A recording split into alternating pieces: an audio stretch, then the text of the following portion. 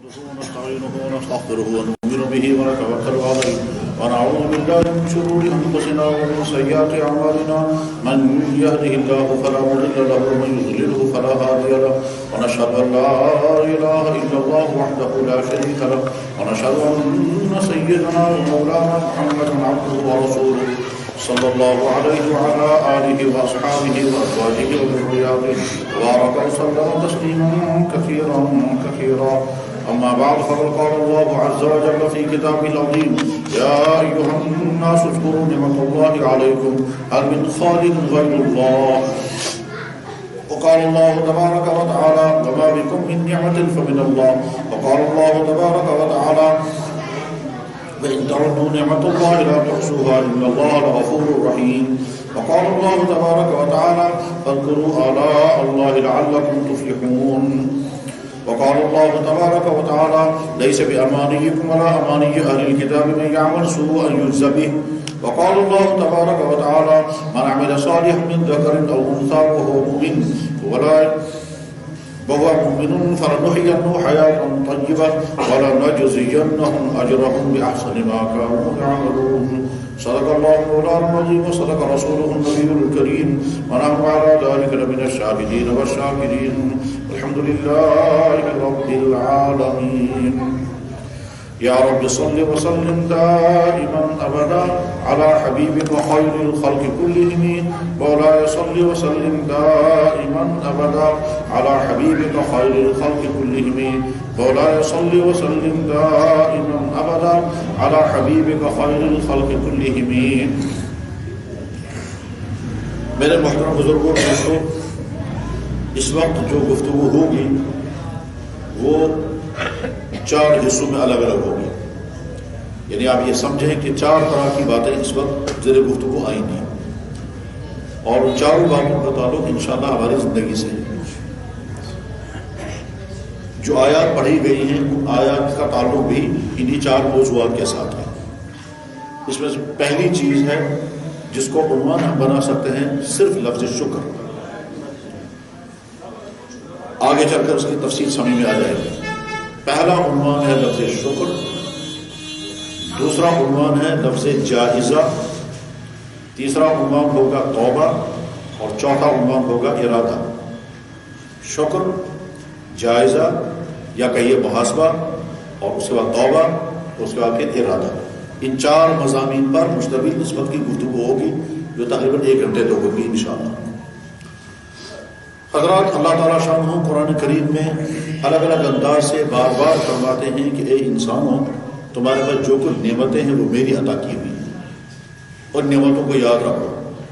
ارشاد ہوا یا ایھا الناس اذکروا نعمت اللہ علیکم، اے انسانوں میں نے جو نعمتیں تمہیں عطا کی ہیں ان کو یاد رکھو. فرمایا وما بکم من نعمت فمن اللہ، تمہارے پاس جو کچھ بھی نعمت ہے وہ اللہ کی دی ہوئی ہے. فرمایا فاذکروا آلاء اللہ، میں نے جو نعمتیں تمہیں عطا کی ہیں ان کو یاد رکھنا. انسان کی بہت ساری خامیوں اور کمیوں میں سے ایک عجیب کمی یہ ہے کہ جو چیز حاصل ہوتی ہے اس کی انسان قدر نہیں کرتا تب تک جب تک وہ چھن نہ جائے، اور جب چھن جاتی ہے تب انسان پریشان ہوتا ہے یہ کیا چیز تھی جو مجھ سے چھن گئی. صورتحال یہ ہے کہ اللہ نے ہر انسان کو بے شمار نعمتوں سے نوازا ہے، اور حقیقت یہ ہے کہ دنیا میں انسان نعمتوں کا شمار کر ہی نہیں سکتا، ممکن ہی نہیں ہے. اور ممکن نہ ہونے کی بڑی وجہ یہ ہے کہ اکثر نعمتیں وہ ہیں جن نعمتوں کے نعمت ہونے کا آپ کو احساس ہی نہیں ہے. یہ نعمت ہے، اور جب احساس نہیں ہے تو شکر بھی نہیں کرے گا. اب اندازہ کریں، ہم میں سے ہر شخص دن میں کئی مرتبہ، ہم میں سے ہر شخص ایک دن میں کئی مرتبہ چھوٹے پیشاب یا پیشاب کو روک کر کے رکھتا ہے تب تک جب تک پیشاب کرنے کا وقت نہ آ جائے اور جب تک اس جگہ آدمی نہ پہنچ جائے جہاں انسان کو پیشاب کرنا ہوتا ہے تب تک روک کر رکھتا ہے. بعض دفعہ یہ 10-15 منٹ کا بھی ہو سکتا ہے، بعض دفعہ 8 گھنٹہ بھی ہو سکتا ہے، بعض دفعہ کئی گھنٹے بھی لگ سکتے ہیں اور ہم پیشاب کو روک کر کے رکھتے ہیں. یہ جو روک کر رکھنے کی طاقت اللہ نے ہماری باڈی کے اندر رکھی ہے، اگر یہ طاقت فیل ہو جائے پھر کیا ہوگا؟ اس کو سمجھ میں آ جائے گا کہ ہم سے پریشانی میں پھنس گئے. ہر وقت پیشاب کے قطرے نکلتے رہیں گے، ہر شخص بڑا پیشاب جو ہے وہ پاس ہوتا رہے گا اور انسان کسی قابل نہیں رہے گا. جیسے چھوٹے بچوں کا معاملہ ہوتا ہے، جیسے کبھی خدا بچائے بڑھاپے میں ہوتا ہے. اس وقت سمجھ میں آئے گا کہ یہ جو نعمت اللہ نے ہم کو عطا کی تھی پیشاب کو روک کر رکھنے کی، یہ کتنی بڑی نعمت ہے. ٹھیک.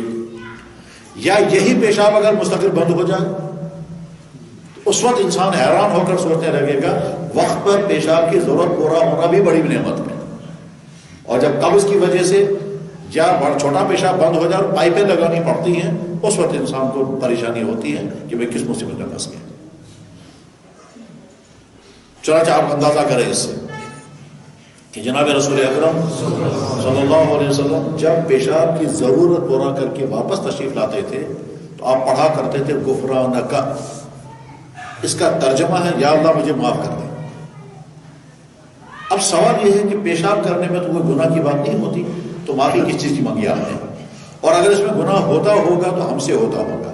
اللہ کے نبی تو گناہوں سے معصوم ہیں تو ان سے تو کوئی گناہ نہیں ہوتا ہوگا، پھر آپ نے غفرانہ کا کیوں پڑھا؟ وہ غفرانہ کا پڑھنے کی جگہ نہیں ہے. بظاہر سمجھ میں یہ آتا ہے کہ اس جگہ توبہ کرنے کی نہیں، اس جگہ تو شکر پڑھنا چاہیے کہ پیشاب ہو گیا، لیکن آپ نے غفرانہ کا کیوں پڑھا؟ جہاں یہ حدیث ہوتی ہے وہاں حدیث کی شرح کرنے والے اس کے تمام پہلوؤں پر بحث کرتے ہیں. چنانچہ جہاں پر یہ حدیث ہے ترمذی شریف میں، وہاں اس کی شرح لکھنے والوں نے عجیب عجیب باتیں لکھی ہیں کہ اللہ کے نبی نے یہ غفرانہ کا کیوں پڑھا تھا. ان وجہوں میں سے ایک وجہ یہ بتائی گئی کہ دراصل اللہ کے نبی علیہ الصلوۃ والسلام خیال فرما رہے ہیں اور ہمیں بھی تصور دے رہے ہیں کہ ایک پیشاب کرتے وقت تم نے اللہ کی بہت نعمتیں استعمال کر لی. پیشاب کی ضرورت پورا کرتے وقت تم نے اللہ کی بہت ساری نعمتیں استعمال کر لی ہیں، اور اتنی ساری نعمتیں استعمال کری ہیں تم شکر ادا کر نہیں سکو گے. جب کر نہیں سکو گے تو اللہ سے معافی مانگو، یا اللہ معاف کر دیجیے. کیا ہے وہ نعمتیں؟ چند اس میں سے دیکھیے. پیشاب وقت پر آنا اللہ کی نعمت ہے، اور یہ بات تب سمجھ میں آئے گی جب پیشاب نہ آئے، بند ہو جائے.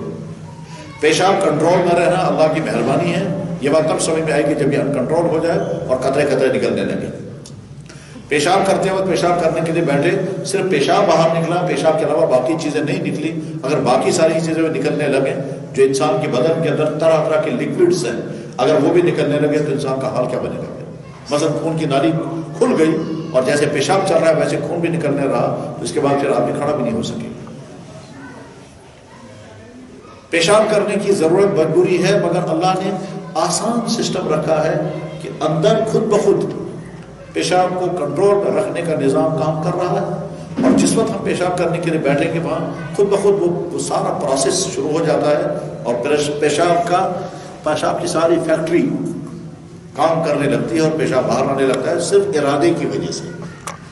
عملاً ہم نے کچھ نہیں کیا، نہ ڈھکن کھولا، نہ گانٹھ کھولی، نہ نلکا گھمایا، نہ پریس کیا، کچھ بھی نہیں کرنا پڑا. خود بخود پیشاب سارا کا سارا نکلنا شروع ہو گیا، اور جب تک چلتا رہا جب تک سارا تھیلا خالی نہیں ہو گیا. اگر اللہ نے نظام یہ رکھا ہوتا کہ تمہیں یہ مثانہ باہر نکالنا ہے اور نچوڑنا ہے، نچوڑنے کے بعد پھر واپس پھر فٹ کرنا ہے، تو کتنی بڑی مصیبت ہوتی. صحیح ہے. اس کے بعد پھر یہ پیشاب جو ہے وہ انسان کی بہت ساری انفیکشنوں کو ختم کر دیتا ہے، اور وہ بہت سارے اسی لیے کہتے ہیں زیادہ پانی پیجیے آپ کی بہت ساری انفیکشن ختم ہو جائے گی. ٹھیک. گویا پیشاب کا آنا بہت بڑی مہربانی ہے اور وہ انفیکشنوں کے ختم ہونے کا ذریعہ بنتا ہے. میں نے ایک آدمی کو دیکھا، ابھی زندہ ہے وہ شخص، 12 سال ہو گئے پیشاب نہیں کیا، اور وجہ ڈائلیسس چل رہی ہے، اور ڈائلیسس کی بنا پر وہ نیچرل سسٹم کے ساتھ پیشاب نہیں کر سکتا ہے. ڈائلیسس کی وجہ سے اب یہاں سے اس کو پیشاب کی باہر نکالا جاتا ہے. کہتا ہے میں تڑپتا ہوں کبھی میں بھی کبھی پیشاب کرتا اور سکون اور خوشی آ جاتی. ہم تو محسوس بھی نہیں کرتے اس کو، پیشاب کرنے میں بھی کوئی سکون اور محسوس نہیں کرتا. یہ ایک مثال ہے صرف، جس سے سمجھ میں آتا ہے کہ اللہ نے اس انسان کو کیا کیا نعمتیں عطا کی ہیں. اس لیے شکر کرنے پڑنے کا مزاج ہے. رات کو نیند آ گئی شکر پڑھنا چاہیے، کھانا مل گیا شکر پڑھنا چاہیے، کھانا کھایا مزہ آیا شکر پڑھنا چاہیے. مزہ آئے یہ خود ایک نعمت ہے، کیونکہ ٹیسٹ اللہ نے زبان پر رکھا ہے. اگر اللہ نے زبان پر ٹیسٹ نہ رکھا ہوتا تو کھانا کھاتے کھاتے تنگ آ جاتے، ہم کو پتہ بھی نہیں چلتا. تو اللہ نے انسان کو کھانے سے اکتانا سے بچانا ہے. انسان کو کھانا کھانے سے اکتا نہیں جانا چاہیے، اس لیے کھانوں میں ذائقے رکھے اور ہر ایک کا مزہ الگ الگ رکھا تاکہ یہ اکتا نہ جائے، تنگ نہ آ جائے. دوائی کھاتے کھاتے انسان تنگ آ جاتا ہے کیونکہ اس میں ذائقہ نہیں ہوتا، لیکن غذائیں کھاتے کھاتے کبھی انسان تنگ نہیں آتا کیونکہ اس میں ذائقے اللہ نے رکھے. لیکن یہ ذائقے تب کام کرتے ہیں کہ اس انسان کی زبان پر بھی اللہ نے ذائقہ رکھا. ہاتھ سے لقمہ اٹھائیں گے، ہاتھ نہیں بتا سکتا ہے کہ کھانے کا مزیدار ہے یا بے مزہ ہے، لیکن جو ہے زبان پر رکھتے ہیں زبان فوراً محسوس کر دیتی ہے کھانا مزیدار ہے یا بے ذائقہ. ہم اپنی زبان سے یہ تو محسوس کر لیتے ہیں کہ کھانے کا ذائقہ کیسا ہے، لیکن ہم یہ محسوس نہیں کر پاتے کہ اس کھانے میں حرام چیز شامل تو نہیں ہو گئی ہے. ہم یہ محسوس نہیں کر پاتے. جناب رسول اکرم صلی اللہ علیہ وسلم اس کو بھی محسوس نہیں کرتے. چنانچہ آپ کے دسترخوان پر بکری لائی گئی، بکری کا گوشت لایا گیا، آپ نے فرمایا یہ بکری مالک کی اجازت کے بغیر ذبح کی گئی ہے، اسے واپس اٹھاؤ. یہ بکری جس کا گوشت حضور کی خدمت میں پیش کیا گیا، آپ نے فرمایا مالک کی اجازت کے بغیر ذبح کی گئی ہے، اسے قیدوں کو جا کر کھلا دو، ہم نہیں کھائیں گے. ایک خاتون نے حضور کو دعوت دی، ایک خاتون نے حضور کو کھانے پر بلایا، کھانا پیش کیا. اس خاتون کا نام تھا زینب، اور اس خاتون نے اس کھانے کے اندر زہر ملایا اور وہ زہر حضور کی خدمت میں لایا. زہر اور کھانا حضور کی خدمت، آپ نے جو ہے لقمہ منہ میں رکھا تو آپ کے ذائقے سے محسوس کر لیا کہ اس میں زہر ہے اور فوراً ملا دیا. یا اس لقمے کے اندر سے آواز آئی کہ میرے اندر زہر ہے، اور یا پھر حضرت جبریل نے کان میں کہا کہ اس میں زہر ہے، واپس نکال دیا. چنانچہ آپ نے وہ زہر واپس نکال دیا، لیکن اس کا اثر آپ کے لعاب پر آ گیا اور اس کے اثرات اخیر مرحلے میں محسوس کیے ہیں. بخاری شریف میں حدیث ہے کہ اللہ کے نبی علیہ السلام فرماتے ہیں کہ اس زہر کا اثر مجھے یہاں محسوس ہو رہا ہے. نقطہ کیا سمجھا رہا تھا میں؟ شکر پڑھنے کا مزاج بنا ہے. اللہ نے یوں تو ہر انسان کو بے شمار نعمتیں عطا کی ہیں. ہم پر جو اللہ کے بڑے بڑے فضل ہوئے ہیں، پہلا فضل یہ ہوا کہ ہم کو انسان بنایا. اللہ کو طاقتی جانور بنا دیتا، اللہ کو طاقتی کچھ بھی پیدا نہیں کرتا، لیکن اللہ نے اپنے فضل و احسان سے ایک تو ہمیں انسانوں کو شامل کیا. جس دن ہم دنیا میں آئے ہوں گے اس دن اللہ کی مخلوقات میں سے نہ جانے کتنی مخلوق جنگلوں میں، دریاؤں میں، نالیوں میں، کھیتوں میں، باغوں میں، کہاں کہاں کون کون سی مخلوق پیدا ہوئی ہوتی، ہمارا نام بھی اس میں شامل ہو سکتا تھا. ہم انسان نہ ہوتے، کچھ اور ہوتے، اور اللہ نے ہم کو انسان بنایا. اور اس انسان بننے میں ہم نے نہ کوئی درخواست دی ہے، نہ کوئی مطالبہ کیا ہے، نہ ہماری چوائس تھی، نہ ہماری ڈیمانڈ تھی، نہ لاکھوں کا ڈر تھا میں ان کو انسان نہیں بناؤں گا تو نہ جانے یہ کیا کر لیں گے.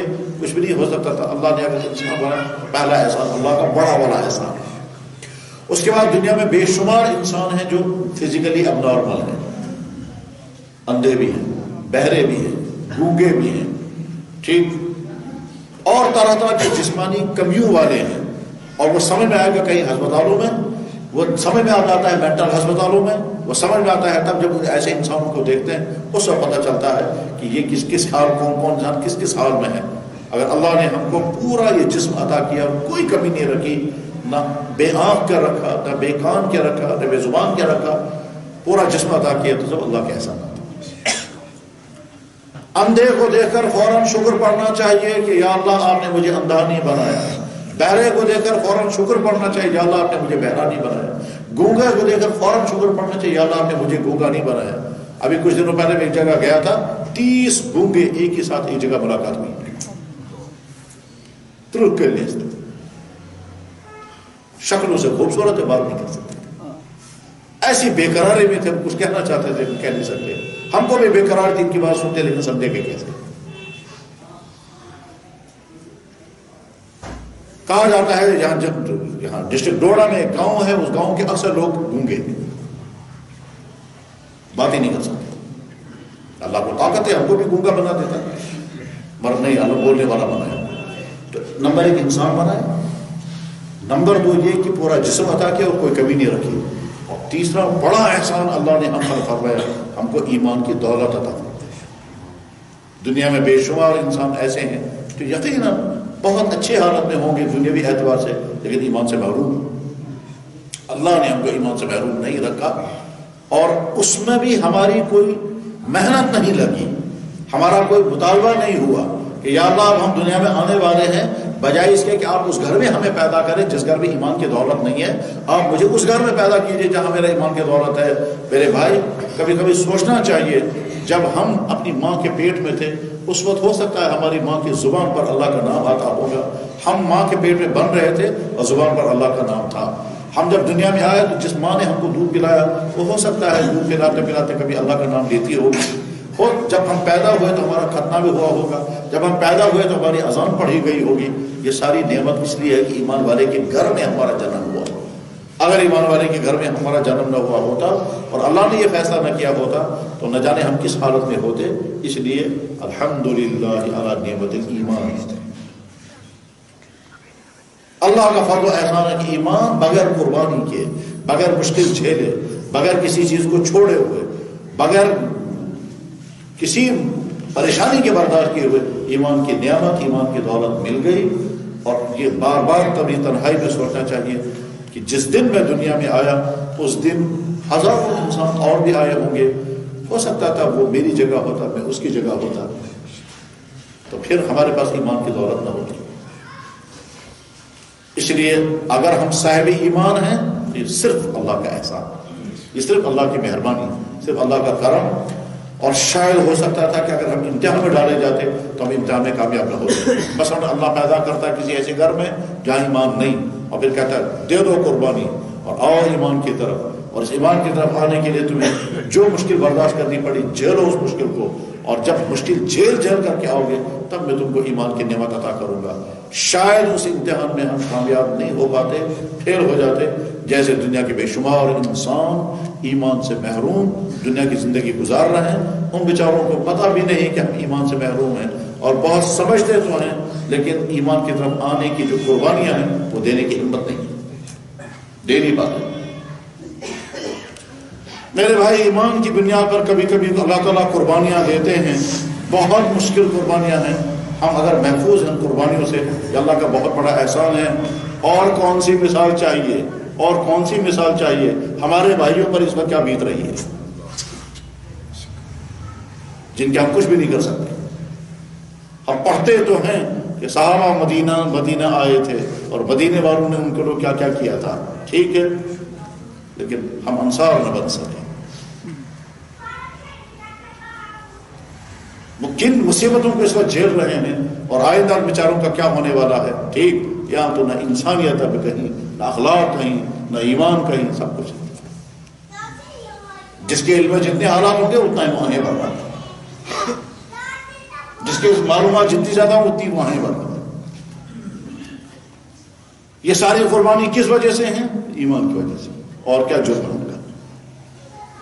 اگر وہ ایمان کی وجہ سے قربانیاں دیں تو اس کا مطلب یہ ہے پھر شاید یہ مصیبتیں ان کے لیے نہ ہوتی.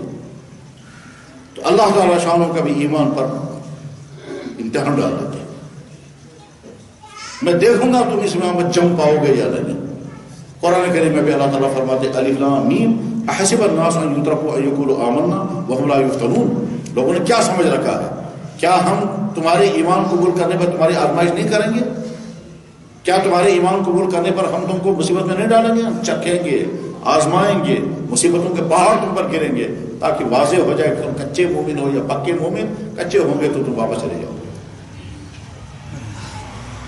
تو اللہ کا احسان ہمیں انسان بنا، اللہ کا احسان پورا جسم عطا کیا، اللہ کا احسان گھر عطا کیے، عزتیں عطا کی، تعلیم عطا کی، نہ دماغی طور پر نہ جسمانی طور پر کوئی کمی رکھی، اور ایمان کی دولت عطا فرمائی.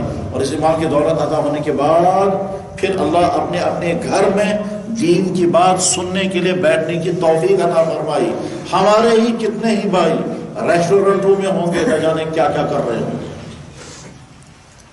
ہمارے ہی کتنے ہی بھائی ہم سے بہت اچھی حالتوں میں ذہنی اعتبار سے، لیکن ہو سکتا ہے کہیں باروں میں ہوں گے، ہو سکتا ہے کہیں عیش گاہوں میں ہوں گے، ہو سکتا ہے کہیں بدکاری اور گندے کاموں میں ہوں گے. اللہ نے اس بے دینی کے ذہن سے بھی ہم کو بچایا. یہ سب نعمتیں ہیں. اس لیے جتنا ہو سکے شکر پڑھنا چاہیے، اور ہمیشہ ایک ایک نعمت کو سوچ کر کے شکر پڑھنے کے مزاج کرنا چاہیے. یہ زندگی بھر کا روٹین بناؤ. اللہ بہت خوش ہوتے ہیں جب اللہ اپنے بندے کو نعمت عطا کرتے ہیں اور بندہ شکر کرتا ہے، اور بہت ناراض ہوتے ہیں کہ نعمت میں نے دی اس کی زبان پر بھی نہیں آیا. یا اللہ آپ کا شکر. اسی میں مثال ختم کر کے بیان کر کے اس چیپٹر کو ختم کرتا ہوں. ہم جب کھانا کھاتے ہیں یا چائے پیتے ہیں، چلیے کھانے کے حصے کے مقابلے چائے بہت معمولی چیز ہے، ہم جب چائے پیتے ہیں تو چائے کے اندر چائے کی پتی ہے، نہ جانے کس ملک سے چل کر پہنچی، اس میں دودھ ہے نہ جانے کس گائے کا اور کہاں کے جانور کا یا بھینس کا دودھ ہے، یا پاؤڈر کو دودھ ہے نہ جانے کہاں تیار ہوا ہوگا، اس میں یہ جو سوڈا ڈالا گیا ہے، یہ کھانڈ ڈالا گیا، نہ جانے کس جگہ سے کھانڈ تیار ہو کر کے اور کون سے کھیت سے وہ گنے پیدا ہوئے ہیں، جس کے بعد کون سی فیکٹری میں وہ کھانڈ بنا ہے، اس کے بعد پھر وہ ہم تک پہنچا۔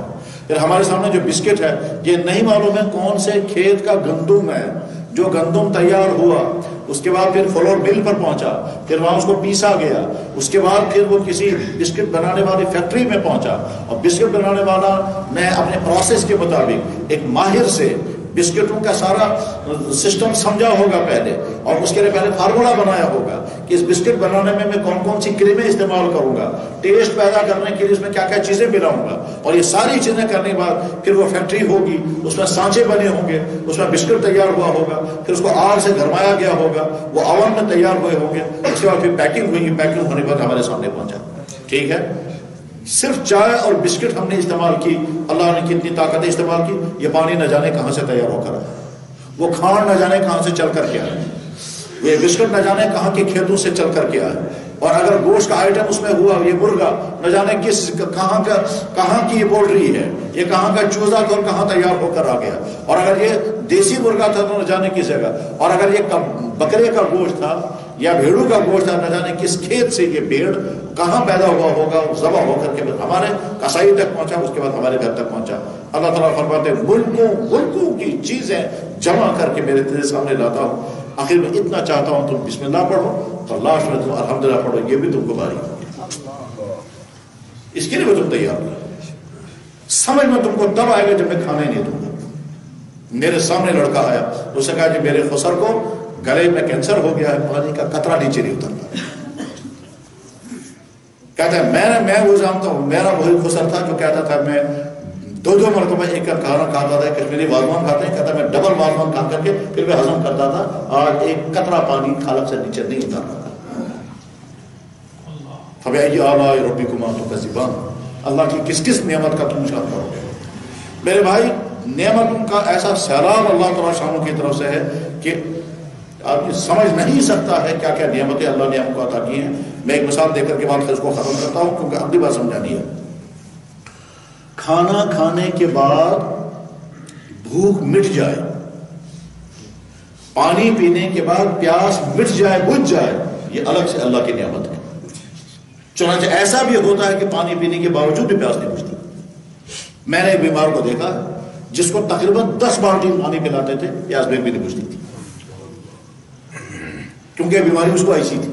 ایک بیماری ایسی ہے کہ منہ کے اندر یہ جو پانی پیدا ہونے کا سسٹم اللہ نے رکھا ہے، یہ سسٹم ختم ہو گیا۔ منہ کے اندر پانی پیدا ہونے کا سسٹم کیا ہے کہ اللہ نے ایک نظام رکھا ہے، اور اس نظام اتنا کوئی کام کرتا ہے کہ کبھی وہ بات سن کر ہی منہ میں پانی آ جاتا ہے۔ بات سن کر، مثلا فرض کیجئے آپ کو سخت پیاس لگی ہے، لیکن پانی پینے کی آپ کو آج اجازت نہیں ہے، اور ایک بچے نے فریج سے ٹھنڈی بوتل لائی، پھر ادھر سے لیمو لایا، اور لیمو لا کر اس پانی میں اس کو نچوڑنے لگا، تو آپ نے دیکھا اور دیکھتے دیکھتے آپ کے منہ میں بھی پانی آ گیا۔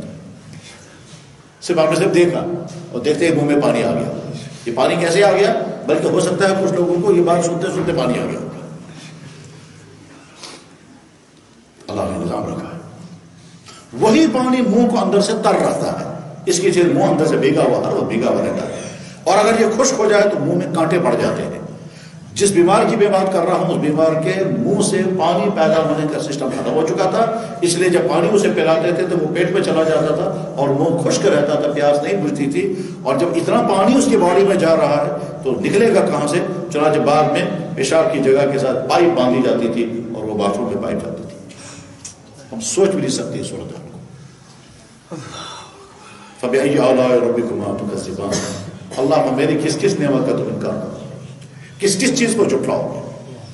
کہ تم رات کو سوتے ہو، میں چاہتا ہوں میرے بندے کو نیند خراب نہیں ہونی چاہیے، میں ایک طرف سے تمہیں سلاتا ہوں، دوسری طرف سے تمہارے دماغ کو میں تیار رکھتا ہوں، وہ ہر وقت تمہارے جسم کو کا نظام دیکھتا رہتا ہے۔ تم کو پیاس لگ گئی، میرا دماغ تمہیں اٹھا دیتا ہے، تم فوراً پانی پیتے ہو، اس کے بعد پھر یہ پانی جو اندر چلا گیا فوراً لیٹ کر کے یہ پانی واپس نہیں آتا، یہ واپس آ جانا چاہیے، مگر اللہ نے نظام یہ رکھا ہے پانی اندر تو چلا جائے گا واپس نہیں آئے گا. چاہے کھانا کھانے کے بعد اور پانی پینے کے بعد اگر ہم سر نیچے کریں گے ٹانگیں اوپر کریں گے کھانا واپس آئے گا؟ یہ ابھی تو بوتل میں ہم نے بھرا پھر واپس کیوں نہیں آیا؟ اللہ نے نظام ایسا بنایا کہ جائے گا مگر واپس نہیں آئے گا. کیوں؟ اگر یہ واپس آنے کا تو پھر کھانا کھانے پر ہم سو نہیں سکتے تھے. گھنٹوں تک انتظار کرنا پڑتا تب تک جب تک کہ نیچے آنتوں کے نیچے نہ چلا جائے ورنہ واپس آ جائے گا تو بڑی مشکل ہو جاتی. چنانچہ ایک ڈاکٹر ایک بڑے بزرگ کے پاس گئے. بزرگ نے رات کو ان کو ٹھہرانے کا انتظام کیا, بستر ڈالا. صبح کو بزرگ نے آ کر دیکھا ڈاکٹر صاحب کو تو کرسی پر بیٹھے ہوئے. پوچھا ڈاکٹر صاحب آپ نے آرام نہیں کیا؟ کہنے لگا جی نہیں. انہوں نے کہا کیوں نہیں؟ کہا اس لیے بستر ٹھیک نہیں تھا. انہوں نے کہا نہیں بستر بھی ٹھیک تھا لیکن رات کو میں نے دیر سے کھانا کھایا تھا اور کھانا کھانے کے 4 گھنٹے بعد میں سو سکتا ہوں, کھانے کے فوراً بعد میں نہیں سو سکتا کیونکہ جو کھانا میرے اندر چلا جاتا ہے وہ واپس آ جاتا ہے. آپ نے مجھے رات کو دیر سے کھانا کھلایا اس لیے میں بیٹھا رہا تاکہ 4 گھنٹے گزر جائے. اتنے میں تہجد کا وقت ہو گیا. بس اللہ کا شکر ادا کرنا چاہیے ہر چیز پر. اور یہ شکر اتنا زیادہ پھیل جانا چاہیے کہ ہم نے کوئی بھی بات سنی فوراً شکر پڑھا. ہم نے سنا فلاں کو آتا, ابھی ہم سن رہے تھے دردناک واقعات پیش آ رہے ہیں ان کے ساتھ, ناقابل برداشت واقعات پیش آ رہے ہیں ان کے ساتھ. ہم ان کے لیے دعائیں جتنا کر سکتے ہیں ہم کم سے کم کریں لیکن اپنے لیے شکر پڑھیں یا اللہ ابھی ایسا امتحان آپ نے ہم پر نہیں ڈالا. تھوڑی دیر کے لیے تصور کریں اگر ہم پر بھی ایسا ہی امتحان تو ہمارے بچوں کا, ہمارے مستورات کا کیا ہو, ان گھروں کا کیا ہو جب ایسا امتحان ہوتا. اور یہ سنی ہوئی بات نہیں ہے, دیکھ رہے ہیں اپنے کسی شہر کے اندر کی صورت حال ہے. اس لیے شکر پڑھنا چاہیے. الحمدللہ جناب رسول اکرم صلی اللہ علیہ وسلم نے ایک دعا سکھائی ہے کہ جب تم کسی انسان کو مصیبت زدہ دیکھو اس مصیبت زدگی میں فوراً اپنے لیے شکر یا اللہ میں آپ کا شکر ادا کرتا ہوں آپ نے اس مصیبت میں مجھے نہیں ڈالا اور جس کو ڈالا اس کو بھی اس مصیبت سے نکال دیجیے. اور کسی کو مصیبت زدہ دیکھ کر کے خوش کبھی نہیں ہونا چاہیے, ہرگز خوش نہیں ہونا چاہیے. اور خوش ہونے کا خطرہ اس وقت ہوتا ہے کہ جب اس شخص نے مجھے تکلیف پہنچائی. فرض کرتے ہیں ایک آدمی نے مجھے تکلیف پہنچائی, مجھے دکھ پہنچایا اور میں کمزور ہونے کی وجہ سے اس کو کچھ کر نہ سکا مگر تکلیف پہنچاتا رہا تو میرے دل میں اس کی نفرت ابھر گئی, میرے دل میں اس کے متعلق غصہ ہے. اب جب اس کو کوئی تکلیف ہوگی تو ہو سکتا ہے مجھے خوشی ہو جائے اس لیے کہ اس نے مجھے دکھ پہنچایا تھا. اللہ کے نبی فرمانے کبھی خوش نہیں ہونا اس لیے کہ اللہ کو طاقت ہے اس کو اس مصیبت سے نکال کر تم کو پہنچا. ہاں اس نے تم کو دکھ پہنچایا ہے, ہو سکتا ہے اس دکھ کی وجہ سے اللہ نے اس کو پکڑا مگر تم خوش مت ہو. یہ ہو سکتا ہے کہ اس نے سرکشی کی تمہارے ساتھ اور تم کو بہت دکھ پہنچایا, بہت تکلیفیں پہنچائی, اسی تکلیف کی وجہ سے اللہ نے اس میں مصیبت ڈال دی مگر تم خوش مت ہو. وہ تو میری سزا ہے اس کو اور یہ ہو سکتا ہے کہ میں معاف بھی کر دوں گا لیکن اگر تم خوش ہو گئے تو میں اس کو نکالوں گا اور تم کو مصیبت پہنچاؤں گا. ہمیشہ شکر پڑھنے کا مزاج بنائیں. کس چیز پر؟ اگر نماز پڑھنے کی توفیق مل گئی اللہ کا شکر ادا کریں, یا اللہ آپ کا احسان ہے پڑھنے کی توفیق عطا کر دی. یا اللہ اگر روزے رکھنے کی توفیق آپ کا احسان ہے. یا اللہ اگر والدین کی خدمت میں کر پایا آپ کا احسان ہے. یا اللہ اگر میں ابھی صحت مند ہوں یہ آپ کا احسان ہے. یا اللہ ٹیسٹ صحیح نکل گیا یہ آپ کا احسان ہے. ایک ایک چیز پر شکر پڑھنے کا مزاج بنائیں. اللہ تعالیٰ بار بار کہتے ہیں میرے بندوں میں نے جو نعمتیں عطا کی ان کو سمجھو, ان کو یاد رکھو. ابھی 24 گھنٹے نہیں گزرے میں نے ایک شخص کو دیکھا جس کی بیماری کا حال یہ تھا کہ جو آنکھوں کے اوپر کور ہے, جس کور کی بنا پر ہم فوراً آنکھیں کھولتے ہیں بند کرتے ہیں, یہ آنکھوں کے اوپر کے کور کی سپرنگ فیل ہو گئی اور یہ سپرنگ فیل ہو گئی اس لیے وہ آنکھ کھولنا چاہتا ہے تو آنکھ نہیں کھلتی تو اس کو ایسے رکھنا پڑتا ہے, پھر چھوڑ دے گا یہ آنکھ واپس گر جاتی ہے. اور میں نے اس بیمار کو بھی دیکھا ہے وہاں وادی میں کہ جب وہ ملاقات کرنے کے لیے تو ایک آنکھ پکڑ کر کے بھی اس نے ایسے کہا السلام علیکم. تو میں نے کہا کیوں ایسا؟ کہنے لگا یہ آنکھ ٹکتی نہیں, وہاں گر جاتی ہے. آنکھ کے اوپر کا کور ہے اس کے اندر اللہ نے کھلنے اور بند کرنے کی ایک طاقت رکھی, سپرنگ فیل ہو گیا. اس سے سپرنگ فیل ہو گیا, وہ کھولنا بھی چاہتا ہے آنکھ تو کھلتی نہیں ہے. اس لیے جب آنکھ تو ایسے پکڑ کر کے رکھنی پڑتی ہے. جب کوئی آدمی اس سے ملنے کے لیے آتا ہے تو ایسے بات کرتے ہیں اور اگر کھانا کھاتا ہے تو آنکھ پکڑ کے یا بیوی آنکھ پکڑ کر کے رکھتے تب یہ کھانا کھاتا ہے. آنکھ کے اوپر یہ کور یہ فیل ہو گیا. لہذا ہمیشہ اللہ تعالیٰ شانوں کا شکر ادا کرنے کا مزاج ہے۔ Chapter number 1۔ چیپٹر نمبر 2 میں نے کہا تھا دوسرا چیپٹر ہے جائزہ یا محاسبہ۔ محاسبہ کے معنی کیا ہے؟ اللہ نے ہم کو انسان بنایا، ایمان عطا کیا، ہم مسلمان ہیں، بہت بڑا احسان اللہ کا ہم پر ہوا، اتنا بڑا احسان کہ حدیث یاد رکھے، فرمایا جناب رسول اکرم صلی اللہ علیہ وسلم نے، مبارک اس انسان کو جس انسان نے مجھے دیکھا اور ایمان قبول کیا۔ طوبیٰ لمن رآنی وآمن بی، خوشخبری اور مبارک اس انسان کو جس نے مجھے دیکھا ہوگا اور مجھ پر ایمان لایا ہوگا۔ ہم تو اس طبقے میں نہیں ہیں۔ اس کے بعد آگے فرمایا وَطُوبَىٰ سَبْعَ مَرَّاتٍ لِمَن لَّمْ يَرَانِي وَآمَنَ بِي، 7 مرتبہ مبارک اس انسان کو جس نے مجھے دیکھا تو نہیں ہوگا مگر وہ کہتا ہوگا کہ میرا نبی محمد رسول اللہ۔ یا اللہ، ہم آپ کے گھر میں سچے دل سے اعلان کر کے کہتے ہیں ہمارا نبی محمد رسول اللہ۔ ہم نے انہیں دیکھا نہیں، یقیناً نہیں دیکھا، جو کوئی شک نہیں دیکھا، مگر جیسے ہمیں یقین ہے کہ اس وقت رات ہے، جیسے ہمیں یقین ہے کہ ہم مرد ہیں، جیسے ہمیں یقین ہے کہ ہم اس وقت بات سن رہے ہیں، ایسا ہی بلکہ اس سے زیادہ یقین ہے کہ محمد رسول اللہ نبی برحق، اور اس لیے نبی برحق تھے۔ یا اللہ، آپ نے اعلان کیا ان کے بارے میں کہ میں گواہی دیتا ہوں یہ میرا نبی محمد نبی ہے۔ آپ کے فرشتوں نے کہا، تمام نبیوں نے کہا، ساری مذہبی کتابوں میں ہے، جنگل کے درختوں نے کہا، جنگلی جانوروں نے کہا یہ محمد رسول اللہ اللہ کا نبی ہے، بے جان پتھروں نے کہا یہ نبی ہے، بے جان پتھروں نے کہا یہ نبی ہے۔ بخاری میں حدیث موجود ہے، جب جس ممبر پر اللہ کے نبی علیہ السلام خطبہ بیان فرماتے تھے، وہ ممبر نہیں تھا، وہ لکڑی تھی، اس لکڑی کے ساتھ ٹیک لگاتے تھے، کھجور کا تنا تھا، کھجور گلو بونڈ، کھجور کا تنا تھا، اس کے ساتھ ٹیک لگا کر کے خطبہ پڑھتے تھے، اور اس کے بعد جب ممبر تیار ہوا ہے اور اس کھجور کے تنے کو دور کر دیا گیا تو کھجور کے تنے سے رونے کی آواز آئی اور تمام صحابہ نے سنی، مسجد نبی میں سنی۔ صحابی بیان کرتے ہیں کہ ہم نے اس کے رونے کی آواز ایسے سنی جیسے بچہ ہچکیاں لیتا ہے، ہچکیاں لیتا ہے وہ اس طرح کی آوازیں کھجور کی طرح اللہ کے نبی علیہ السلام نیچے اتارا ہے اور اس کھجور کے تنے کو اپنے چھاتی سے لگایا، اپنے چھاتی ضم الی صدرہ، یہی الفاظ آئے ضم الی صدرہ، جس نبی کے نبی ہونے کا اعلان بے جان اس کی لکڑیوں نے کیا، جس نبی کے نبی کا ہونے کا اعلان جنگلی درندوں نے کیا۔ صحابی ہیں، صحابی کا نام ہے ایاس، وہ ایاس یہ کہتے ہیں کہ میں نہیں جانتا تھا نبی کیا ہے، میں نے سنا نہیں تھا نبی کون ہے، میں تو جنگلوں میں رہنے والا اور بکریاں پالنے والا انسان تھا، وہاں ایک دفعہ بھیڑیا میری بکری کو اٹھا کے لے گیا، میں دوڑ کر کے گیا تو بھیڑیے سے بکری چھین لی، جب بکری چھین لی تو بھیڑیا نے انسان کی طرح بات کرتے ہوئے کہا او ظالم، میرے رب نے مجھے روزی دی تھی، یہ تو میری غذا ہے، یہ تو میرے کھانے کی چیز ہے، میرے رب نے غذا دی تھی، روزی دی تھی، تو ظالم نے مجھ سے چھین لی۔ ایاز کہتے ہیں میں حیران ہو گیا کہ بھیڑیا انسان کی طرح سے بات کر رہا ہے، تو میں نے اس سے کہا بھائی قیامت آ گئی کیا، تم انسان کی طرح بات کر رہے ہو؟ اس نے کہا قیامت بالکل آنے والی ہے، اللہ کا نبی دنیا میں آ چکا ہے۔ ایاز کہتے ہیں میں نے نہیں سنا تھا اللہ کے نبی دنیا میں کہا، میں واپس مڑا، اس کے بعد پھر جو بکروال ملتا گیا، جو چرواہا ملتا گیا، اس سے پوچھتا گیا بھائی خدا کا نبی کہیں ہے؟ کسی ایک نے کہا بھائی ہم نے سنا ہے کوئی شہر ہے عرب میں یثرب، وہاں کوئی خدا کا نبی ہے۔ یہ آیات اسی وقت چل پڑا اپنی بکریاں دے کر کے، جب مدینہ شہر پہنچا صحابی سے ملاقات ہوئی، اس سے پوچھا اہذہ مدینۃ النبی، یہ نبی کا شہر ہے؟ تو صحابی نے کہا نعم ہذہ مدینۃ النبی، ہاں یہ نبی کا شہر ہے۔ اب اس نے پوچھا کہ میں نبی سے ملاقات کے لیے جا سکتا ہوں؟ صحابی نے کہا جا سکتے ہو۔ اس نے کہا یہ بکریاں کہاں رکھوں گا؟ صحابی نے کہا میرے گھر میں رکھو۔ اللہ اکبر۔ اس نے کہا جناب بکریاں تو آپ کے پاس رکھوں گا، جب میں ملاقات کر واپس آؤں گا تو یہ بکریاں دیں گے آپ مجھے یا نہیں؟ میں ویسے بھی پردیسی انسان، کوئی گواہ نہیں۔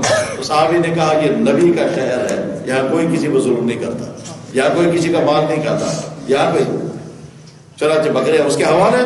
اور یہ صحابی، یہ بیچارہ صحابی کہاں ابھی تو کچھ نہیں، چلتے چلتے پہنچا ہے اس جگہ جہاں تشریف فرماتے سید العرب والعجم رحمت للعالمین محمد رسول اللہ، دروازے سے کھڑے ہو کر کہتا ہے ارسلنی الیک الذئب، مجھے بھیڑیے نے آپ کے پاس بھیجا، بعض رام رسول، بھیڑیے نے مجھے اللہ کے نبی صلی اللہ علیہ وسلم اندر بلایا۔ اذان ہوئی، صحابہ جمع ہوئے اور فرمایا سناؤ کیا واقعہ ہوا ہے۔ اب وہ سناتا ہے یا رسول حضرت میں جنگلی انسان، بکریاں پالنے والا بکروال یا چرواہا، میں نہیں جانتا نبی کیا ہوتا ہے۔ وہاں تو بھیڑیے کے ساتھ اس طرح واقعہ پیش آ گیا، اس بھیڑیے کے کہنے پر میں آپ کی تلاش میں پہنچتے یہاں پہنچا۔ پھر صحابہ کو مخاطب بنا کر کہتا ہے بھائیو تمام لوگ گواہ رہو، میں اعلان کر رہا ہوں یہ محمد اللہ کا نبی ہے۔ اس وقت اللہ کے نبی نے فرمایا تھا، فرمایا لن تقوم الساعہ، قیامت نہیں آئے گی تب تک جب تک درخت گواہی دیں گے میں اللہ کا نبی ہوں، پتھر گواہی دیں گے میں اللہ کا نبی ہوں، جنگلی جانور نے جیسے گواہی دی میں اللہ کا نبی ہوں، ایسے ہر چیز گواہی۔ لن تقوم الساعہ حتی یشہد الحجر والمدر والشجر کما شہد به الذئب، تب تک قیامت نہیں آئے گی جب تک درخت گواہی نہیں دیں گے میں اللہ کا نبی ہوں، پتھر گواہی دیں گے میں اللہ کا نبی ہوں، جیسے جنگلی جانور بھیڑیے نے گواہی دی۔ اس نبی کو ہم مانتے ہیں، تو لہذا ہم معمولی نہیں ہیں۔ اللہ کے نبی نے ہم کو 7 مرتبہ مبارک کی ہے۔ کیا فرمایا؟ مبارک اس انسان کو جس نے مجھے دیکھا اور ایمان قبول کیا۔ پھر فرمایا 7 مرتبہ مبارک اس انسان کو جس نے مجھے دیکھا تو نہیں ہوگا اور کہتا ہوگا میرا نبی محمد رسول۔ یا اللہ ہم نے تسلیم کیا ہمارا نبی محمد رسول۔ اب جب اللہ نے ہم کو یہ نعمت عطا کی ہے تو ہم اپنے آپ کو میٹر لگائیں کہ ہم کس درجے کے مسلمان ہیں۔ اللہ کے ساتھ جیسا تعلق ہونا چاہیے ہے یا نہیں، اللہ کا ڈر جیسا ہونا چاہیے ہے یا نہیں، حضور کی محبت جیسی ہونی چاہیے ہے یا نہیں، ان کے ایک ایک حکم کو پورا کرنے کا شوق اور مزاج جیسا ہونا چاہیے ہے یا نہیں، ان کے ناراض ہونے کا ڈر ہمارے دلوں میں ہے یا نہیں، حضور کے ناراض ہونے کا ڈر۔ ابھی میں سمجھاؤں گا حضور کے ناراض کا کتنا خطرہ ہے، حضور کے ناراضگی کا کتنا خطرہ ہے ہم کو، اور نتائج اس کے کیا نکل سکتے ہیں۔ اللہ نے ہم کو ایمان کی دولت عطا فرمائی ہے۔ اللہ اور اللہ کے نبی کے بعد اہم ترین دولت ہمارے پاس قرآن کریم ہے۔ قرآن کے ساتھ ہمارا تعلق کتنا ہے؟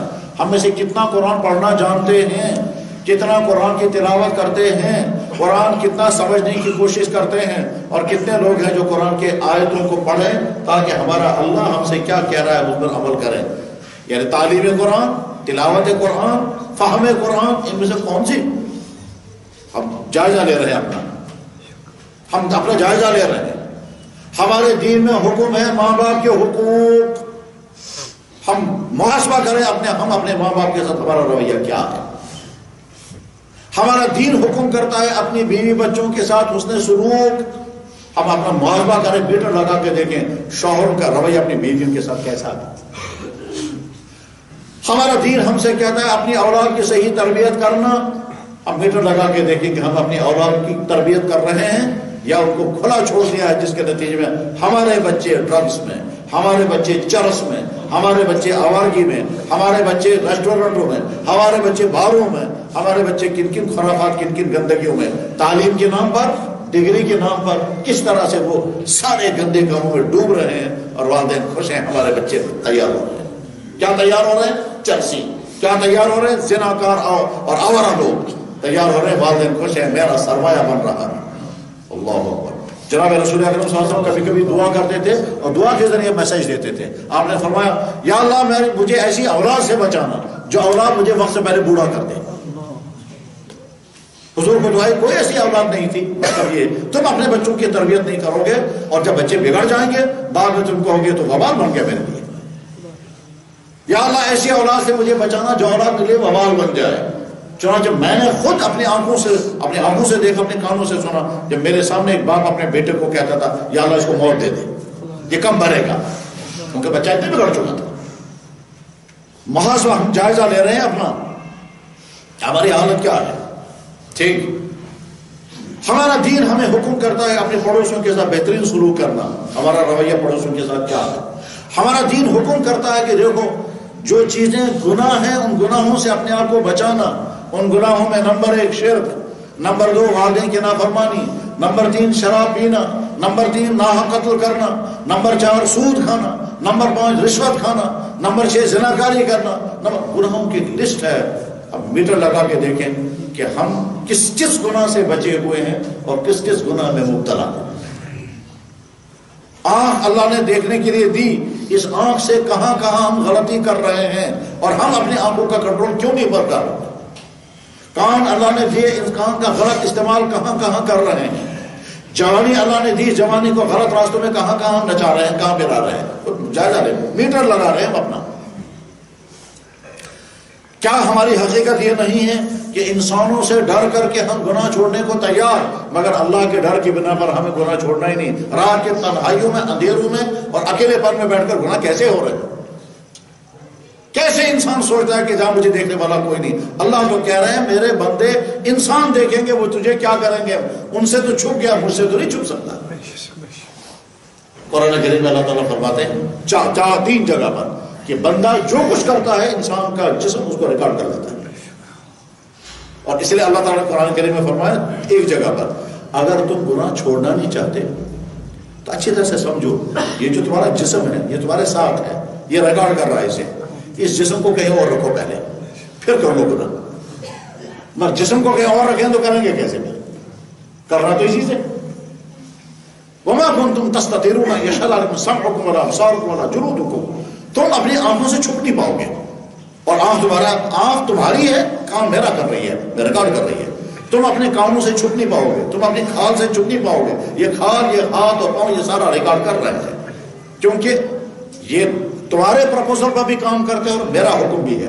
تمہارا پرپوزل یہ ہے کہ جس طرح سے تم کو یوز کرو گے اس طرح یوز کو دیں گے، اور میرا حکم کو یہ ریکارڈ کر لینا یہ تجھے کہاں کہاں استعمال کرے گا۔ چنانچہ قیامت دنیا میں تو تم ان کو استعمال کر لو، قیامت کے دن یہ میرے حکم کے مطابق ساری کہانی سنا دیں گے، سارا ڈاٹا سنا دیں گے، کہاں کہاں کیا کیا کیا، کہاں بیٹھ کے شراب پی، کہاں بیٹھ کر غلط ملاقاتیں کی، کہاں بیٹھ کر کے کیا کیا پلان بنائے، کہاں بیٹھ کر تم نے رشوتیں لی اور دی، ایک ایک جرم تمہارا ریکارڈ ہو رہا ہے، تمہارا جسم۔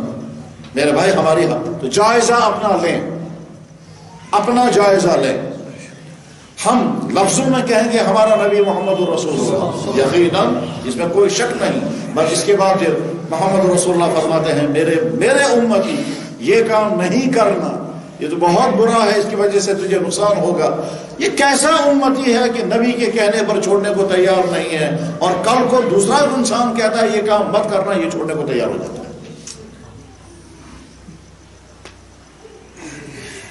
عورتوں کو اللہ کے نبی نے کہا پردہ، عورتوں نے کہا پردہ، ہم بیکورڈ بن جائیں گے پردہ پہن کر کے۔ اس کے بعد ڈاکٹر نے کہا ماسک، سب نے اپنے منہ بند کر دیا، ماسک لگانا ہے، میں منع نہیں کر رہا، لگانا ہے، لازماً لگانا ہے، کیونکہ صحت ہے، اور صحت کے لیے حفاظت کی ساری تدابیر اختیار کرنی ضروری ہے۔ مگر سوال یہ ہے یہی منہ بند کرنے کو جو اللہ کے نبی نے کہا تھا آپ کو سوٹ کیوں نہیں کر رہا تھا؟ اور یہی حکم جب میڈیکل کی وجہ سے آ گیا، صحت کی وجہ سے، آپ کیوں تیار ہو گئے سر؟ آپ کیوں ساری دنیا کے انسان نے آپ نے منہ بند کر دیا؟ ایک مسلمان کو ہم یہ کہتے ہیں، اللہ کے نبی یہی تو کہہ رہے تھے عورتوں کو کہ اپنا چہرہ چھپاؤ۔ نہیں جناب، ہمیں اپنا چہرہ سب کو دکھانا ہے، تو سب کو دکھا رہے تھے چہرہ، اب کیوں چھپ دکھانے رہے ہیں؟ جی اب ماسک پہننا ہے، اور بعض ان کے ماسک ایسے ہوتے ہیں صرف آنکھیں کھلی رہتی ہیں، صحیح ہے، کرنا ہے، میں منع نہیں کر رہا، یہ سمجھانے کی بات ہے۔ یہی چیز نبی نے فرمائی تھی، ایمان والا کرنے کو تیار نہیں تھا، اور یہی چیز اب میری اللہ کے نبی نے فرمایا چہرے پر، مردوں کو چہرے پر آنے والے بال کاٹنا مت، ہمارا ایمان والا ماننے کو تیار نہیں۔ اور اس کے بعد پھر یہی چیز جب فیشن میں آ گئی اور نائیوں کی دکانوں پر قسم قسم کی داڑھیوں کے فیشن سامنے ہیں، تو ہمارا نوجوان ایک ایک کو دیکھتا ہے اب یہ والا سٹائل دوں گا یا یہ والا سٹائل دوں گا۔ یہ سٹائل جب نبی کی طرف سے آیا تھا تب یہ ہضم نہیں کر رہا تھا اس کو، اور یہ سٹائل جب فلم اسٹاروں کی طرف سے آ گیا، یہ سٹائل جب فیشن ڈیزائنروں کی طرف سے آ گیا، یہ فیشن، یہ اس کے بعد یہ نوجوان تیار ہوگا کرنے کے لیے۔ اگر یہ سوال کیا جائے تو اس فلم اسٹار کا امتی ہے یا محمد رسول اللہ کو امتی ہے، تو کیا جواب ہوگا؟ ہم جائزہ لے رہے ہیں اپنا، ہم میٹر لگا کے دیکھ رہے ہیں، ٹھیک، ہمارا دین، اللہ اکبر، جناب رسول اکرم صلی اللہ علیہ وسلم کی خدمت میں خط آیا، ویسے کرنی کا، ویسے کرنی نے خط لکھا، حضرت میں ایمان تو قبول کر چکا ہوں، آپ سے ملاقات ابھی میری نہیں ہوئی، میری والدہ گھر میں بیمار ہے، میں آ نہیں سکتا، اگر میں والدہ کو چھوڑ کر آپ کے پاس آؤں گا تو والدہ کو تکلیف ہوگی کیونکہ وہ بیمار ہے اور کوئی اس کو کیئر کرنے والا نہیں، اور اگر میں آپ کے پاس نہیں آؤں گا، والدہ کے پاس رہوں گا تو آپ کی ملاقات سے محروم ہوں، میں فیصلہ نہیں کر پاتا مجھے کیا کرنا چاہیے۔ تو اللہ کے نبی نے فرمایا اویس میرے پاس نہیں آنا، اپنی والدہ کی خدمت کرنا۔ ٹھیک، لیکن اویس کے دل میں تھا یا اللہ ایسا نہ ہو کہ میری والدہ بھی زندہ ہو اور حضور دنیا سے چلے جائیں، میں ملاقات نہیں کر پاؤں گا. وہ کہہ تو نہیں پا رہے ہوں گے لیکن تمنا ابھرتی ہوگی میری والدہ گزر جاتی تو میں حضور کے پاس چلا جاتا، مگر والدہ گزری نہیں یہاں تک کہ اللہ کے نبی دنیا سے رخصت. اور جب رخصت ہونے کے قریب تھے تو حضور نے صحابہ کرام میں سے حضرت عمر بن خطاب سے فرمایا، عمر جب کبھی اویس کرنی سے میری تمہاری ملاقات ہو میرا سلام پہنچانا. ہمارا دین یہ کہتا ہے کہ ماں کی خدمت کرنے پر نبی کے سلام آ رہی ہے، اور ہمارا بیٹا اپنی ماں کو کہتا ہے بک بک کرتی رہتی ہے، چپ بیٹھ تجھے کیا پتا. بڑے فخر کے ساتھ ہمارا بیٹا ماں کو کہتے ہیں بک بک کیوں کرتی ہے.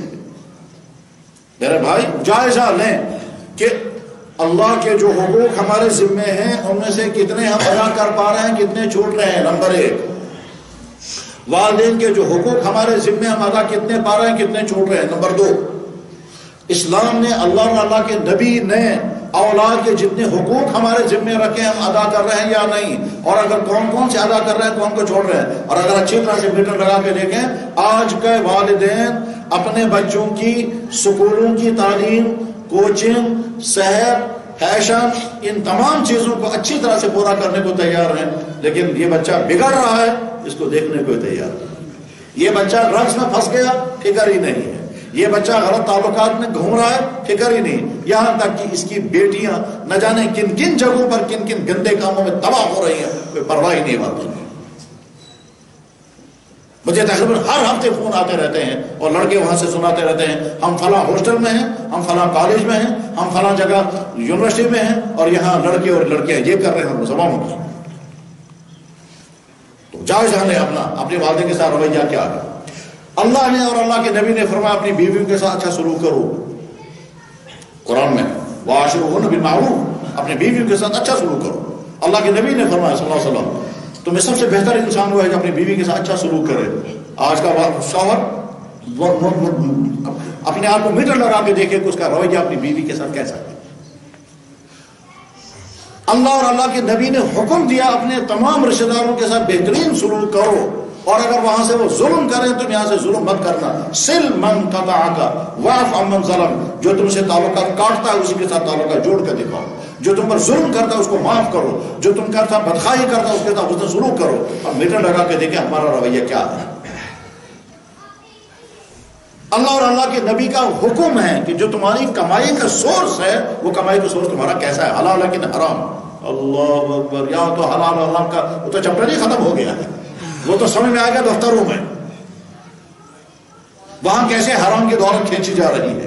یہ تو سمجھ میں آئے گا بازاروں میں جہاں کیسے ملاوٹ کا سامان بیچ کر کے رہے. ابھی پرسوں مجھے بھائی بتا رہے تھے، کہہ لگے جناب ہم سامان بیچتے ہیں، خریداروں کی لائن آتی ہے. ایک خریدار کہتا ہے ہم اپنے دفتر کے لیے آپ سے اتنا مال لیں گے، ہمارا کمیشن کتنا رکھیں گے. دوسرا آ کر کے کہتا ہے میں نے کہا کون سے؟ کہنے لگے تعلیم شعبے کے، میڈیکل شعبے کے، فلاں شعبے کے لوگ آ کر کے کہتے ہیں کہ صاحب ہمیں یہ چیز خریدنی ہے آپ سے، اتنا سٹاک لیں گے، ہمارا کمیشن کتنا ہوگا. اب ہم کمیشن لگا. میں نے کہا مطلب کیا ہوا؟ کہنے لگے 10 روپے کا ریٹ اگر ہوگا 12 روپے لکھنا ہے، اور 12 روپے لکھنا ہے، 2 روپے اس کی جیب میں جائیں گے. ہم نہیں لکھیں گے وہ کسی اور کے پاس جائے گا. ہم کیا کریں؟ پرواہ ہی نہیں ہے ہم حلال کما رہے ہیں کہ حرام کما رہے ہیں. جناب رسول اکرم صلی اللہ علیہ وسلم نے فرمایا تھا کہ وقت آئے گا ہر انسان کی چاہت ہوگی، ایک وقت آئے گا ہر انسان کی چاہت ہوگی میرے پاس پیسہ ہے تو، لیکن پرواہ نہیں کرے گا کوئی حلال آ رہا ہے یا حرام آ رہا ہے، ہر انسان کی چاہت ہوگی. سورۃ آل ہوتی. تو میرے بھائی ہم اپنے آپ کو جائزہ لیں، میٹر لگا کے دیکھیں. کیا میٹر لگا کے دیکھیں کہ ہمارا رویہ اللہ کے ساتھ، اللہ کے نبی کے ساتھ، امت کے ساتھ، انسانوں کے ساتھ کیا ہے. جناب رسول اکرم صلی اللہ علیہ وسلم نے کسی انسان کو تکلیف نہیں ہونی چاہیے، یہ ہمارا دین سکھاتا ہے. ہم کتنے فخر کے ساتھ اور کتنے جوش کے ساتھ دوسروں کو تکلیف پہنچاتے ہیں اور ساتھ میں فخر کرتے ہیں میں نے تو یہ کر دیا، میں نے یہ کر دیا. ہمارا دین ہمیں کہا تو تم رحمت بنو انسانوں کے لیے. کیا فرمایا حضور نے؟ فرمایا جناب رسول اکرم صلی اللہ علیہ وسلم نے اللہ تعالیٰ کو بھی سخت نفرت ہے اس انسان سے، اللہ کو سخت نفرت ہے اس انسان سے جو انسان الد الخصب ہو. حدیث کی کتابوں میں کتاب ہے بخاری شریف، اس میں یہ حدیث موجود ہے، میں نے خود پڑھائی ہے. اس میں حدیث کے الفاظ اس طرح سے ہیں. اللہ کے نبی فرماتے ہیں اللہ کو سخت نفرت ہے اس انسان کی جو انسان الد الخصم ہو. الد الخصم کے معنی کیا ہوتے ہیں؟ الد الخصم کے معنی ایسا رف بیہیویئر والا، ایسے غلط وتیرہ رکھنے والا، ایسا غلط طرز عمل اختیار کرنے والا کہ سارے لوگ اسے کان پکڑتے ہیں، سارے لوگ اسے جان بچاتے ہو، سارے لوگ اسے دور بھاگتے ہو، ایسے انسان کو الگ الخصم کہتے ہیں۔ تو اللہ کے نبی فرما رہے ہیں کہ اللہ کو بھی سے نفرت ہے۔ یعنی اللہ کے نبی کیا چاہتے ہیں؟ اللہ کے نبی چاہتے یہ ہیں تم اگر باپ ہو تو اچھے باپ بنو، اتنے اچھے باپ بنو تمہاری اولاد کے لیے چاہیے کہ اس سے اچھا باپ ہو ہی نہیں سکتا۔ تم اگر کسی کے بیٹے ہو تو تمہارا والد کہنا چاہیے اس سے اچھا بیٹا ہو ہی نہیں سکتا۔ تم اگر شوہر ہو تو اتنے اچھے شوہر بنو، تمہاری بیوی کہنی چاہیے اس سے زیادہ رحمت مجھے مل ہی نہیں سکتی۔ تم کسی کے بھائی ہو، اپنے بھائی کے ساتھ ایسا رویہ اختیار کرو تمہارا بھائی کہنا چاہے میرا بھائی، وہ کشمیری کہتے ہیں بوئے باعث دشمنا بوئے باعث پشت بنا، تم بوئے باعث دشمنا نہیں پشت بنا بنو۔ میں سرے گھر میں تھا، میرے سامنے بھائی کہتا ہے، ایک بھائی کہتا ہے کہ اس دنیا میں میرا سب سے بڑا دشمن میرا سگا بھائی ہے۔ میں نے کہا کیا ہوا؟ کہنے لگا کوئی ظلم ہی ایسا نہیں جو اس نے مجھے نہ کیا ہو۔ خیر ان کو سمجھاؤ، میں کہا چلے گئے، تھوڑی دیر بعد دوسرے آ گئے۔ وہ دوسرا بھائی کیا کہتا تھا؟ کہنے لگا جی میرا بھائی رحمت ہے میرے لیے، میرا خون اس کو لگے میں دینے کو۔ تو میں نے کہا کیوں؟ کہنے لگا سب کچھ اس نے مجھے، باپ کے مرنے کے بعد اس نے مجھے کبھی محسوس نہیں ہونے دیا میں یتیم ہو گیا ہوں۔ باپ نے جتنی شفقت کی اس سے زیادہ شفقت میرا بڑا بھائی کرتا تھا۔ یہ منظر بھی سامنے آتا ہے، یہ منظر بھی سامنے آتا ہے۔ ہمارا دین چاہتا ہے اچھا باپ بنو، اچھا بیٹا بنو، اچھا بھائی بنو، اچھا دکاندار بنو، اچھا کسٹمر بنو، اچھا افسر بنو۔ تم جہاں ہو اس حال میں رہو کہ جب تم یہاں سے رخصت ہو جاؤ گے تو تمہارے لیے جو کمنٹس پاس ہوں گے وہ تمہارے کردار کو بتائیں گے، تمہارا کردار کیا تھا، تمہارا رویہ جو تھا وہی کمنٹس لوگوں کی زبان پر آئیں گے۔ کچھ لوگ کہیں گے اللہ تعالیٰ معاف کرے ہم سے یہ کہ ہمارے ساتھ یہ کیا ہے، تو مطلب یہ ہے کہ آپ کا رویہ صحیح نہیں رہا۔ ہمارا دین یہ چاہتا ہے کہ انسان کا رویہ ہر مخلوق کے ساتھ اچھے سے اچھا، بہتر سے بہتر ہونا چاہیے۔ جناب رسول اکرم صلی اللہ علیہ وسلم تو جانوروں کی فکر بھی کرتے تھے۔ حضور نے کیا فرمایا؟ لوگوں جن کے گھروں میں جانور ہیں اللہ سے ڈرنا، ان جانوروں کو دکھ مت دینا۔ اتقوا اللہ بہذہ البہائم المعجمہ، ان گونگے جانوروں کے بارے میں اللہ سے ڈرنا۔ کوئی تم سے گلا نہیں کرے گا، تمہارے گھر کے جانور جو چاہے کرو، مگر جس نبی کو گھروں میں پائے جانے والے جانوروں کی فکر ہو وہ نبی کہاں برداشت کرے گا کہ کسی انسان کو کسی انسان سے تکلیف ہو؟ اسلام ہمارا یہی چاہتا ہے کہ انسان انسانوں کے لیے رحمت بنے، انسان انسانوں کے لیے زحمت و مصیبت نہ بنے۔ اور یہ وہ چیز ہے کہ جناب رسول اکرم صلی اللہ علیہ وسلم نے ساری زندگی کبھی کسی انسان کو کوئی تکلیف نہیں پہنچائی۔ کوئی نہیں کہہ سکتا کہ صاحب انہوں نے مجھے گالی دی، اس نے مجھے بد کلامی کی، مجھے ڈانٹ ڈپٹ کی، کبھی۔ حتیٰ کہ خطرناک سے خطرناک دشمن، مشکل سے مشکل تکلیف پہنچانے والوں کے سامنے آپ کا رویہ محبتوں کا رویہ رہا۔ حضور کے دشمنوں میں سب سے خطرناک دشمن کون تھا؟ اس کا نام تھا ابو جہل۔ ستانے کی کوئی قسم ایسی نہیں ہے جو اس نے نہ کی ہو، اس نے اور اس کے بیٹے نے۔ ستانے کی کوئی قسم ایسی نہیں جو اس نے اور اس کے بیٹے نے نہ کی ہو۔ ابو جہل اور اس کے بیٹے کا نام ہے اکرمہ۔ ایک وقت آیا اکرمہ مجبور ہو گیا حضور کے پاس آنے کے لیے۔ حضور کو معلوم ہو گیا کہ اکرمہ آنے والے ہیں، یہ صحابہ اس کے بارے میں نہیں تو کم سے کم اس کے باپ کے بارے میں تو برا بھلا کہیں گے۔ تو آپ نے صحابہ سے فرمایا یاتیکم اکرمہ، اکرمہ آنے والا ہے، فلا تسبوا اباہ، خبردار اس کے باپ کے بارے میں کوئی زبان مت کھولنا۔ باپ ابو جہل جس کے بارے میں قرآن کی آیتیں نازل ہوئی ہیں، مگر حضور نے فرمایا خبردار کوئی ابو جہل کے بارے میں کوئی جملہ نہیں بولے گا۔ اگر تم نے اس کے بارے میں کوئی جملہ بولا ابو جہل کو ہوگا جہنم، اس میں کوئی شک نہیں۔ قرآن کی آیتیں نازل ہوئی تھی اس کے بارے میں، کیا آپ نے فرمایا تم اس کے باپ کے بارے میں برا کہو گے، اکرمہ کو دکھ ہوگا، کیونکہ بیٹے کو دکھ ہوتا ہے جب باپ کے بارے میں برا کہا جاتا ہے۔ فلا تسبوا اباہ، خبردار اس کے باپ کو برا بھلا مت کہنا۔ فإن سب المیت یؤذی الحی، مردے کو برا بھلا جب کہا جاتا ہے تو زندہ انسان کو تکلیف ہوتی ہے۔ اتنے میں اکرمہ آ گیا۔ اب جب اکرمہ آ گیا وہ وہاں کا جنرل تھا، حضور نے کھڑے ہو کر استقبال کیا۔ اب وہ کبھی دائیں دیکھتا ہے کبھی بائیں دیکھتا ہے، ادھر سے کوئی آدمی کھڑا ہوگا اور گرا کرے گا، ادھر سے کوئی آدمی کھڑا ہوگا برا بھلا کہے گا، ادھر سے کوئی آدمی کھڑا ہوگا تلوار چلائے گا، لیکن کوئی نہیں کھڑا ہوا۔ اب حیرت زدہ ہے کیا بات ہے، مجھے تو اندازہ یہ تھا کہ نہ جانے کن کن گنوں کا مجھے سامنا کرنا پڑے گا، مگر کوئی گلا نہیں ہو رہا ہے۔ اس کے بعد پھر اس نے حضور نے پوچھا اکرمہ کیسے آنا ہوا؟ کہنے لگا حضرت بس ایمان قبول کرنے کے لیے ہم نے زندگی گزاری، آپ کو تکلیف پہنچانے ہیں، آپ کی طرف سے کبھی کوئی تکلیف نہیں ہوئی، ایمان کو۔ حضور نبی علیہ السلام نے کلمہ پڑھا، کلمہ پڑھانے کے بعد پھر کھڑے ہو کر اس نے کہا آج تک مجھے اس دنیا میں سب سے زیادہ نفرت محمد کے ساتھ تھی، اور آج کے بعد مجھے سب سے زیادہ محبت محمد کے ساتھ۔ آج تک مجھے سب سے زیادہ دشمنی آپ کی قوم کے ساتھ تھی، اور آج کے بعد میری نظر میں سب سے زیادہ محبت کرنے والی قوم آپ کی ہے۔ آج تک کا میرے دل میں سب سے زیادہ نفرت آپ کے مذہب کے ساتھ تھی، آج کے بعد میرے دل میں محبت سب سے زیادہ آپ کے مذہب کے ساتھ۔ ان اسم کا کہنا اب غزل اسمائی اسمی، مجھے آپ کے نام سے بھی نفرت تھی، مگر آج کے بعد سب سے زیادہ محبت مجھے آپ کے نام کے ساتھ ہے۔ غرض یہ کہ ہمارا نبی وہ جس میں دشمن سے دشمن انسان کو بھی تکلیف دی۔ حضور کی بڑی صاحبزادی کا نام ہے زینب، سب سے بڑی صاحبزادی کا نام ہے زینب۔ زینب کا نکاح مکہ مکرمہ میں ہوا ہے، وہ اپنے شوہر کے ساتھ ہے۔ جناب رسول اکرم صلی اللہ علیہ وسلم مدینہ شریف میں ہے، زینب حالت پریگننسی میں ہے۔ انہوں نے اپنے شوہر سے کہا کہ میں اپنے ابا جان کے پاس جانا چاہتی ہوں۔ ابا جان یعنی جناب رسول اکرم صلی اللہ علیہ وسلم نے بھی اس کے شوہر سے کہا تھا کہ زینب کو بھیج دینا۔ تو اب مان لیجئے بیٹی کو میکے جانا ہے، میکہ تو ہے نہیں، والدہ تو تھی نہیں، لیکن حضور تھے صلی اللہ علیہ وسلم۔ تو اب زینب نے اپنے شوہر ابو العاص سے کہا کہ میں اپنے ابا جان کے پاس جانا چاہتی ہوں، تم نے وعدہ بھی کیا ہے۔ حضور نے ابو العاص نے شوہر نے وعدہ کیا تھا کہ حضرت میں آپ کی بیٹی کو بھیج دوں گا۔ چنانچہ مکہ مکرمہ سے زینب کا پلان بن گیا مدینہ پہنچنے کا۔ شوہر نے سواری کے انتظامات کر دیے، راستے میں کھانے پینے کا سامان مہیا کر دیا، اور یہ ساری چیزیں مہیا کرنے کے بعد شوہر نے کہا میں آپ کے ساتھ نہیں آ سکوں گا، آپ اکیلی جائیں گی، البتہ راستے میں نے آپ کے ساتھ آدمی تیار کیے وہ آپ کو پہنچا دیں گے۔ مکہ مکرمہ سے مدینہ طیبہ کا فاصلہ 400 سے لے کر 450 کلومیٹر، 8 یا 9 دن لگتے تھے۔ اب جب حضرت زینب نے ارادہ کر لیا، مکے کے دشمنوں کو پتہ چل گیا کہ محمد کی بیٹی یہاں سے جانا چاہتی ہیں، ان کی دشمنی کی آگ بھڑکی اور انہیں جمع ہو کر کے کہا ہم آپ کو نہیں جانے دیں گے۔ حضرت زینب نے ان سے کہا بھائی میں تو ایک عورت ہوں، مجھ سے کیا تمہیں گلا ہے؟ تمہیں اگر کوئی نزاع ہے تو میرے ابا جان محمد صلی اللہ علیہ وسلم کے ساتھ ہے، میں تو ایک عورت ہوں، حالت ہے حمل میں۔ انہوں نے کہا نہیں ہم آپ کو نہیں جانے دیں گے۔ انہوں نے کہا بھائی میں نے تمہارا کیا کھایا ہے؟ لیکن اس میں جو بڑے عمر کے لوگ تھے انہوں نے سوچا بڑی شرم کی بات ہے، ہمارا سامنے آنا ٹھیک نہیں رہے گا، بدنامی ہوگی، اس لیے چھوٹے لڑکوں کو آگے کر دو۔ چانچہ لڑکوں کو ورگلایا، بھڑکایا، اور بچے سامنے آ گئے، اور سامنے آنے کے بعد پھر وہ کہہ رہے ہیں ہم آپ کو جانے نہیں دیں گے۔ حضرت زینب کہہ رہے بھائی میں جانا چاہتی ہوں اپنے والد کے پاس، میں کوئی جرم نہیں کر رہا، تم کیوں روکو گے؟ اور اسی میں پیچھے سے ایک لڑکے نے نیزہ یا تلوار ماری حضرت زینب پر، اور ان کے پیٹ پر آ کے تلوار لگی اور پیٹ مبارک پھٹ گیا، پیٹ کے اندر بچہ تھا وہ باہر آ گیا، وہ اونٹی زخمی ہو گئی، وہ بھی مر گئی، اور حضرت زینب نیچے گر گئی۔ اس آدمی کا نام تھا حبار ابن اسود۔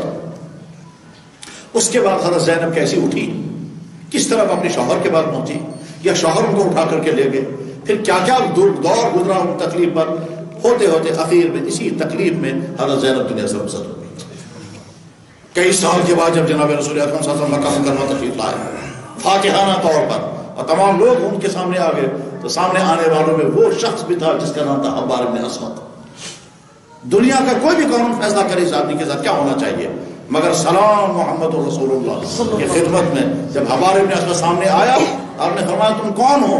اس نے کہا میں وہی حبار ابن اسود ہوں جس نے آپ کی بیٹی کے ساتھ یہ کیا ہے۔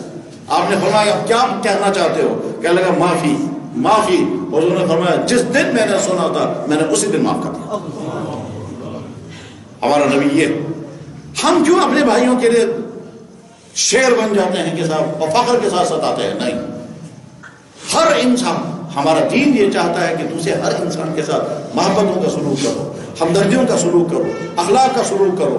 فرمایا جناب رسول اکرم صلی اللہ علیہ وسلم نے خیارکم احسنکم اخلاقا، اللہ کی نظر میں تمہیں سب سے بہتر انسان وہ جو تمہیں اخلاق کے اعتبار سے بہتر۔ چیپٹر نمبر 1 شکر، چیپٹر نمبر 2 جائزہ، چیپٹر نمبر 3 تیسرا والا چیپٹر ہے توبہ۔ یا اللہ ہم کہیں یا اللہ ہم نے اپنی آنکھوں کا غلط استعمال کیا، ہماری توبہ کرتے ہیں آج کے بعد ہم کو غلط استعمال نہیں کریں گے۔ یا اللہ ہم نے اپنی زبان کا غلط استعمال کیا ہوگا، ہماری توبہ کرتے ہیں زبان کا غلط استعمال نہیں کریں گے۔ یا اللہ ہم نے رویہ دوسروں کے ساتھ ٹھیک نہیں رکھا ہوگا، ہماری توبہ کرتے ہیں کہ آج کے بعد اپنا رویہ ٹھیک کریں گے اور اخلاق کا رویہ برتیں گے۔ اللہ جل شانہ کو سب سے زیادہ پسند بندوں کا کیا آتا ہے؟ معافی مانگنا، توبہ کرنا۔ قرآن میں اللہ تعالیٰ فرماتے ہیں کتب ربکم، خدا تمہارے رب نے اپنے ذمہ آرڈر کر رکھا ہے۔ کیا آرڈر کر رکھا ہے؟ تمہارے ذمہ اللہ نے اپنے ذمہ آرڈر کر رکھا ہے کہ جب تیرے بندے گناہ کے بعد توبہ کرنے لگیں گے تو معاف کر دیں۔ اللہ اپنے بارے میں کہتے ہیں میں نے اپنے پر آرڈر نافذ کیا۔ کتب ربکم، تمہارے رب نے لکھ کے رکھا ہے، علی نفسہ ہی، اپنی ذات پر، اور رحم کرنا بندوں پر، انہ من عمل منکم سوءا بجہالۃ، جو بندہ بھی توبہ کر۔ میرے بھائی حدیث میں آتا ہے اللہ کے نبی علیہ السلام نے فرمایا کہ مثال سمجھانے کے لیے ایک انسان سفر میں ہے، اونٹنی پر سامان ہے، تھکاوٹ کی وجہ سے وہ صحرا میں اتر گیا، تھوڑا سا آرام کرنے کے ارادے سے لیٹا، اس کے بعد جب جاگا تو اونٹ نکل چکا تھا، کھانے پینے کا سارا سامان اسی اونٹ پر ہے، اس کو یقین ہو گیا کہ میں بچ نہیں سکوں گا کیونکہ کھانے پینے کا میرے پاس سامان نہیں، صحرا سے میں کراس کر نہیں سکوں گا، اس لیے میں پھنس گیا اس میں۔ اسی پریشانی کے عالم میں بھوکا اور پیاسا بے ہوشی طاری ہو گئی۔ تھوڑی دیر بعد جب ہوش آیا، اسے دیکھا اونٹ واپس آیا اور خود بخود آیا، تو جلدی سے اٹھا بے قرار ہو کر یہ دیکھنے کے لیے کہ وہ کھانے پینے کا سامان ہے یا نہیں، وہ پانی ہے یا نہیں، دیکھا سارا موجود ہے، تو اس قدر خوش ہو گیا کہ خوشی میں وہ کیا کہتا ہے، یا اللہ آپ میرے فرما بردار بندے ہیں اور میں آپ کا رحم کرنے والا رب ہوں۔ حضور نبی علیہ السلام فرمایا اس کو اتنی خوشی ہوئی کہ اللہ کو تو بندہ کہہ رہا ہے اور اپنے آپ کو رب کہہ رہا ہے۔ پھر حضور نے فرمایا جتنی خوشی اس انسان کو اونٹ کے واپس آنے پر ہوئی ہے، اس سے زیادہ خوشی ہوتی ہے اللہ کو جب بندہ گناہ کی زندگی چھوڑ کر واپس آتا ہے۔ یہ مثال سمجھا کر کے حضور نے بتایا جب بندہ گناہ کی زندگی چھوڑ کر واپس آتا ہے، اس سے زیادہ خوشی اللہ کو ہوتی ہے۔ تو لہٰذا ہم عہد کریں، یا اللہ ہم توبہ کرتے ہیں، آپ میں سے اس وقت میں صاف صاف کہنا چاہوں گا، جو تم میں سے اس وقت جوانی کی زندگی گزار رہے ہو، اگر تم اب تک جرائم سے بچے ہوئے ہو تو شکر پڑھو اور آئندہ اور حفاظت کرو، اور اگر تم کسی غلطی میں پھنس گئے، چاہے وہ چرس ہو، چاہے وہ ڈرگس ہوں، چاہے وہ منشیات کی دوائیاں ہوں، چاہے وہ غلط تعلقات ہوں، چاہے لڑکوں کا پیچھا کرنا ہو، چاہے وہ ڈانس ہو، چاہے وہ میوزک ہو، چاہے وہ فیشن پرستی ہو، کوئی بھی کھانے پینے کی چیز ہو یا بری عادتیں ہیں، اگر کسی عادت میں تم پھنس گئے ہو، آج چھوڑنا آسان ہے، کل کو مشکل، پرسوں اس سے مشکل، اگلے ہفتے اس سے مشکل۔ یہ وہ مصیبت ہے کہ انسان اس دلدل میں اترتا رہتا ہے، اپنے آپ کو نہیں، آج اپنے آپ کو نکالیں گے کم محنت پڑے گی، کل نکالنا چاہیں گے اور زیادہ، بلکہ ایک وقت آئے گا آپ اپنے آپ کو نکال ہی نہیں سکیں گے۔ اس لیے تم میں سے جو جوانی ہے اپنی جوانی پر ظلم مت کرو۔ قرآن کریم میں اللہ تعالیٰ شامل ایک جگہ فرماتے ہیں تم ظالم قیامت کے دن اپنی انگلیوں کو چباؤ گے اور افسوس کرو گے میں نے اپنے آپ کو برباد کیوں کیا تھا۔ وَيَوْمَ وہ دن یاد رکھو، سدوت ہے جو یاد، یوم یعض الظالم، تم ظالم اپنی انگلیوں کو کاٹو گے، یقول یا ویلتی لیتنی لم اتخذ فلانا خلیلا، میں فلانے کے ساتھ کیوں چلا، اس نے مجھے برباد کر دیا، میں تو ٹھیک تھا اس نے مجھے چرسی بنایا، میں تو ٹھیک تھا اس نے مجھے جواری بنایا، میں تو ٹھیک تھا اس نے مجھے آوارہ کر دیا، میں تو ٹھیک تھا اس نے مجھے گندے کاموں میں پھنسا دیا، میں تو ٹھیک تھا اس نے مجھے چوری سکھا دی، یہ میں تو ٹھیک تھا اس نے مجھے، بس انگلیاں کاٹتے رہو گے اور افسوس کرتے رہو گے میں اس کے ساتھ کیوں رہا۔ پھر پریشان ہو کر انسان کیا کہے گا، یا اللہ مجھے دکھا دیجئے، میں تو بہت اچھا تھا اس نے مجھے خراب، وہ مجھے دکھا کہاں ہے، میں اس کو پاؤں سے روندوں گا۔ وقال الذين كفروا ربنا ارنا الذين اضلانا من الجن والانس، یا اللہ دکھا دیجئے کہاں ہے وہ انسان ہے یا جن ہے یا جو بھی ہے، میں پاؤں سے اس کو روندوں گا، مگر وہ ہاتھ آنے والا نہیں۔ اس لیے اس وقت اس افسے سے بچنے کے لیے آجائے، تو میں صاف کہوں تم میں سے جو جوانی کی زندگی گزار رہے ہیں، اس وقت کہ آپ کی زندگی بہت نازک موڑ پر ہے، اس میں بری عادتیں لگ جائیں گی، زندگی بھر کبھی نہیں چھوٹیں گی، اور اگر آپ نے آپ کو بچا لیا تو زندگی بھر کے لیے تمہاری زندگی۔ اچھا کیریکٹر ضمانت ہے اچھے کیریئر کے لیے، تم کیریئر کے خواب دیکھتے ہو اور کیریکٹر برباد کر دیا تو کیسے کیریئر بنے گا؟ اچھے کیریئر کے لیے ضروری کیریکٹر اچھا ہو، تو تم اپنی حفاظت خود کریں، اخلاقیات کے اعتبار سے، عادات کے اعتبار سے، کردار کے اعتبار سے، بری حرکات کے اعتبار سے حفاظت کریں گے تو آپ کی زندگی کامیاب۔ تو توبہ پہلا چیپٹر تھا شکر، دوسرا والا چیپٹر تھا جائزہ لینا، اور تیسرا والا چیپٹر ہے توبہ کریں۔ کمائی کے جتنے جو سورسز ہیں، جو دکاندار ملاوٹ کر کے سامان بیچ رہا ہے، اچھی طرح سے سنیں، اللہ کے نبی نے فرمایا تجارت کرنے والے جہنم میں جائیں گے الا من بر واتقى، اور دوسری حدیث میں فرمایا دیانت داری اور امانت داری کے ساتھ جو لوگ تجارت کرتے ہیں، اللہ کے نبی نے فرمایا یہ قیامت کے دن میرے ساتھ ہوگا۔ التاجر الصدوق الامین، دیانت داری امانت داری کے ساتھ تجارت کرنے والا قیامت کے دن یا تو نبیوں کے ساتھ ہوگا یا صدیق۔ یاد رکھیں جو آدمی فراڈ بزنس کر کے دوسرے کو دھوکہ دیتا ہے، اس کے گھر میں لازماً فراڈ چیزیں پہنچتی ہیں۔ ہمارے سامنے تو نہ جانے کتنے تجربات ہیں۔ مجھے آدمی نے فون کر کے بتایا، کیا لگے جی بس کیا بتاؤں میں، غلطیاں ہم نے کی ہیں۔ کیا غلطیاں کی ہیں؟ مرے ہوئے مرغے بیچتا رہا، مرے ہوئے مرغے بون لیس کر کے پھر چکن پیزی بنا کر بیچتے رہے ہیں، اور اس کے بعد پھر اللہ نے سزا دے دی، ایک ہی بیٹی وہی بلڈ کینسر میں۔ میں اس آدمی کو جانتا ہوں جو بڑے عہدے پر ہیں.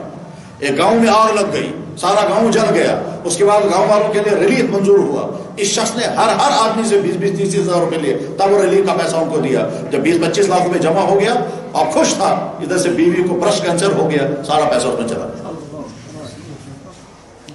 اللہ کی طاقت سے ڈرنا چاہیے. لہذا جو آدمی جہاں غلطیاں کر رہا ہے آج ہی توبہ کر کے اٹھے. یا اللہ میں نے فلاں جگہ یہ غلطی کی تھی. اللہ سے چھپ نہیں سکتے, اللہ کے سارا ریکارڈ ہے. اور اس کے بعد پھر ارادہ کیا کریں گے؟ ہم اچھے مسلمان بننے کا ارادہ کریں, ہم اچھا انسان بننے کا ارادہ کریں, ہم اللہ کا پیارا بندہ بننے کا ارادہ کریں, ہم حرام سے بچ کر کے حلال پر اتفاق کرنے کا ارادہ. میرے بھائی, حلال کا خشک ٹکڑا بہت قیمتی, بہت بہتر ہے حرام کے کیک پیسٹریوں سے. سیدھا سادہ کشمیری ہاتھ اور سیدھی سادی آپ کی چٹنی وہ زیادہ بہتر ہے بمقابلے حرام کے مرغوں سے. سیدھے سادے کپڑے پہننا بہت بہتر ہے بمقابلے اس کے کہ حرام ذریعے سے آپ بہت قیمتی ڈریس پہنے. نہیں, یہ سارا زہری زہر ہے. اللہ کے نبی علیہ السلام نے فرمایا کہ جب انسان حلال و حرام کی پرواہ نہیں کرتا پھر کیا ہوتا ہے؟ اس پر مصیبت آتی ہے. جب مصیبت آتی ہے پھر کہتا ہے یا اللہ مصیبت, یا اللہ مصیبت. حضور نے فرمایا کیسے اللہ سنے گا تمہارا لباس حرام, تمہارا کھانا حرام, تمہارا پینا حرام, پاننا یستجاب. رب اشعث اغبر, کتنے تباہ حال انسان بلک کے کہتے ہیں یا اللہ.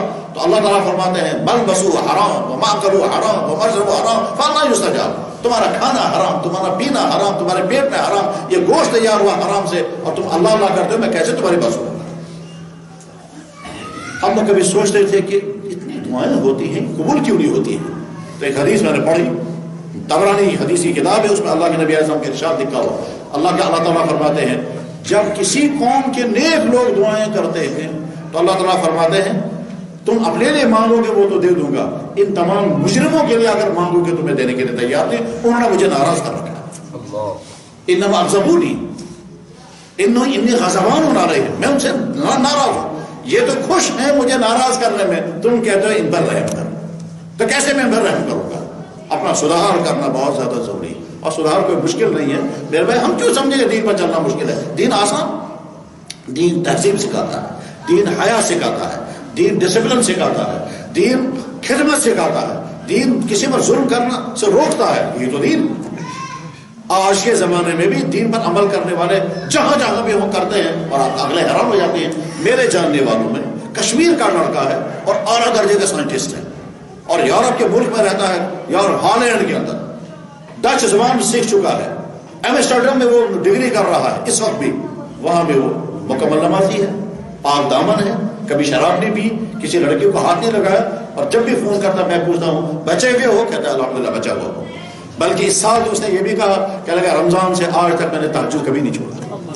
بلکہ اب کہنے لگا رمضان آ رہا ہے آپ دعا کریں, یہ پورا سال میرا اس حال میں گزر گیا. تم کیسے وہاں اب اسٹارڈم جیسے گندے شہر کے اندر تم تہجد کے پابند ہو؟ کہنے لگا میں نے اپنا لائف سٹائل ایسا بنایا کہ ٹھیک ٹائم پر اٹھ کر کے تہجد پڑھ کر پھر فجر نماز پڑھ کے پھر سو جاتا ہوں, اور اس کے بعد پھر 8-9 بجے اٹھتا ہوں, پھر ریسرچ سینٹر چلا جاتا ہوں, کیونکہ وہ ایک ریسرچ کر رہا ہے اور سائنس کا ریسرچ کر رہا ہے. کشمیر کا لڑکا ہے جو میونخ میں, جرمنی میں شہر ہے, کشمیر کا لڑکا میونخ میں. میں نے اسے پوچھا کیا ہے صورت حال؟ کہنے لگا ہر ہفتے کا سکور ہے 3 یا 4. میں نے کہا کیا سکور؟ کہنے لگا ہر ہفتے میں 3 یا 4 کلمہ پڑھتے ہیں. تو تم پڑھاتے کیا ہو؟ کہنے لگا میں چند باتیں کرتا ہوں, لوگ ہر سے کلمہ پڑھتے ہیں. کشمیر کا انمیرڈ لڑکا ہے, کرنے والے اس طرح سے کام کرتے ہیں. میرے بھائی اللہ نے ہم کو ایمان کی دولت عطا فرمائی, ہم مسلمان ہیں الحمدللہ. ہر حال میں اللہ کا شکر کرنے کا مزاج بنائیں. نمبر 1, اپنے آپ کو بار بار میٹر لگا کے دیکھیں غلطی تو نہیں ہو رہی ہے, اور اس کے بعد پھر توبہ کریں, اور توبہ کرنے کے بعد بھی ارادہ. اور اس ارادے میں بس آخری بات یہ ہے کہ اللہ کے بارے میں کبھی دھوکہ نہیں کھانا چاہیے. کیا مطلب اس کا؟ قرآن کریم میں اللہ تعالیٰ شاہ نے کئی جگہ فرمایا میرے بارے میں دھوکہ مت کھانا. یہ میرے بارے میں دھوکہ کھانے کے معنی یہ ہے انسان گناہ کرتا ہے پھر سوچتا ہے اللہ کی طرف سے کچھ نہ ہو جائے, اے بغیر سمجھ سن لی, اب اللہ کی طرف سے پکڑ نہ آ جائے, اور آئی نہیں پکڑ, تو یہ سوچتا ہے اچھا کچھ نہیں ہوتا, پھر کرے گا. پھر کرنے کے بعد اب ڈر ہوگا کہیں اب پکڑ نہ آ جائے, پکڑ آئی نہیں, اچھا کچھ نہیں ہوتا, پھر کرے گا.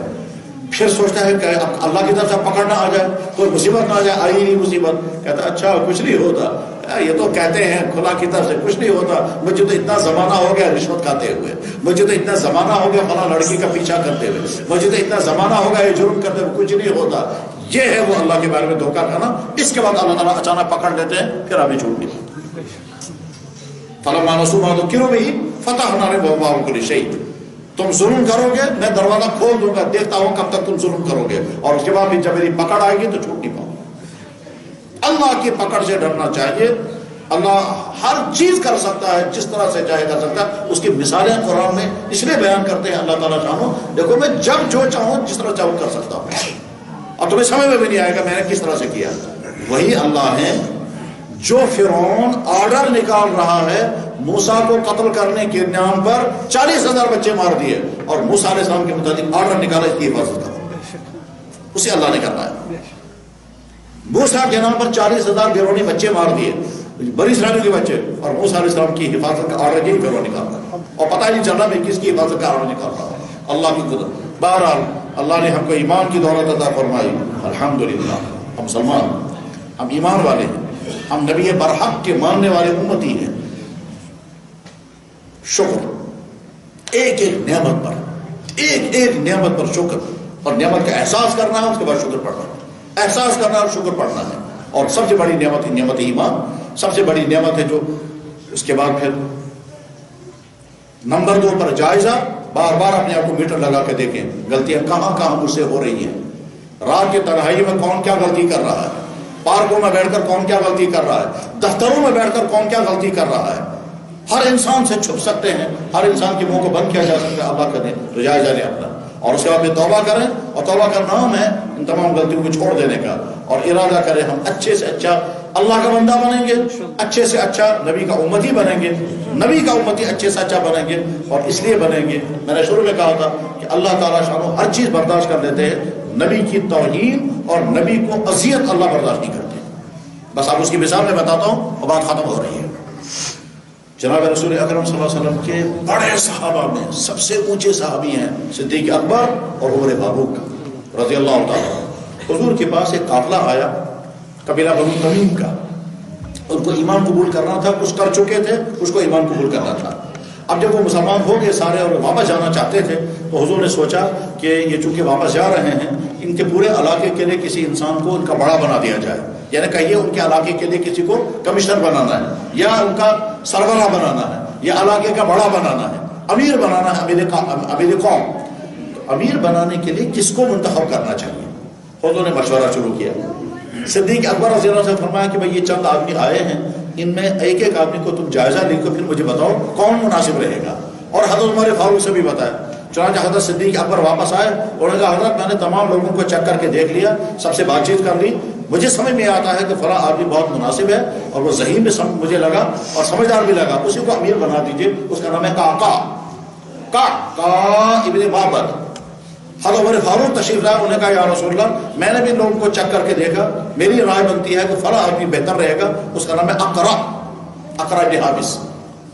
صدیق اکبر بہت نرم مزاج کے انسان تھے، بہت ہی زیادہ نرم مزاج، مگر غیر متوقع طور پر صدیق اکبر رضی اللہ عنہ نے حضرت عمر فاروق کو ڈانٹ دیا، اور ڈانٹتے ہوئے فرمایا تم نے دوسرے کی رائے کیوں کی؟ انہوں نے کہا جناب میرے ذہن میں انہیں کا مشورہ ہے. انہوں نے کہا نہیں تم میری مخالفت کرنا چاہ رہے تھے، تم نے میری بات کاٹنے کی کوشش کی ہے. ما اردت الا خلافی، بخاری میں یہ. تو حضرت عمر فاروق نے تھوڑا اونچی آواز میں کہا میں آپ کی مخالفت کیوں کرتا؟ آپ نے اپنی رائے دی، میں نے اپنی رائے دی. صدیق اکبر نے کہا نہیں تمہارا مقصد ہی تھا میری رائے کاٹنا، کیوں تم نے میری رائے کاٹی؟ حضرت عمر فاروق نے کہا جناب میں نے آپ کی رائے نہیں کاٹی، میں نے اپنی رائے دی. جناب رسول اکرم صلی اللہ علیہ وسلم تشریف فرما، ایک نظر صدیق اکبر پر، ایک نظر عمر فاروق پر. حضور حیرت زدہ ہے، میرے سامنے یہ تو زور سے بات کر رہا ہے، ان کو ہمت کیسے ہوئی میرے سامنے زور سے بات کرنے کی؟ لیکن حضور نے زبان سے کچھ نہیں کہا، ایک لفظ بھی زبان سے نہیں فرمایا، خاموش. تعجب کے ساتھ دیکھا دونوں کو. اس کے بعد فرمایا جاؤ. یہ جب نکل کے چلے گئے تو اللہ نے آیت بھیج دی. اس آیت میں اللہ تعالیٰ فرماتے ہیں اے ایمان والو نبی کے سامنے اونچی آواز میں بات مت کرنا، اور اگر تم نے اس طرح سے بات کی جیسے تم آپس میں کرتے ہو تمہارے اعمال میں ختم کر دو.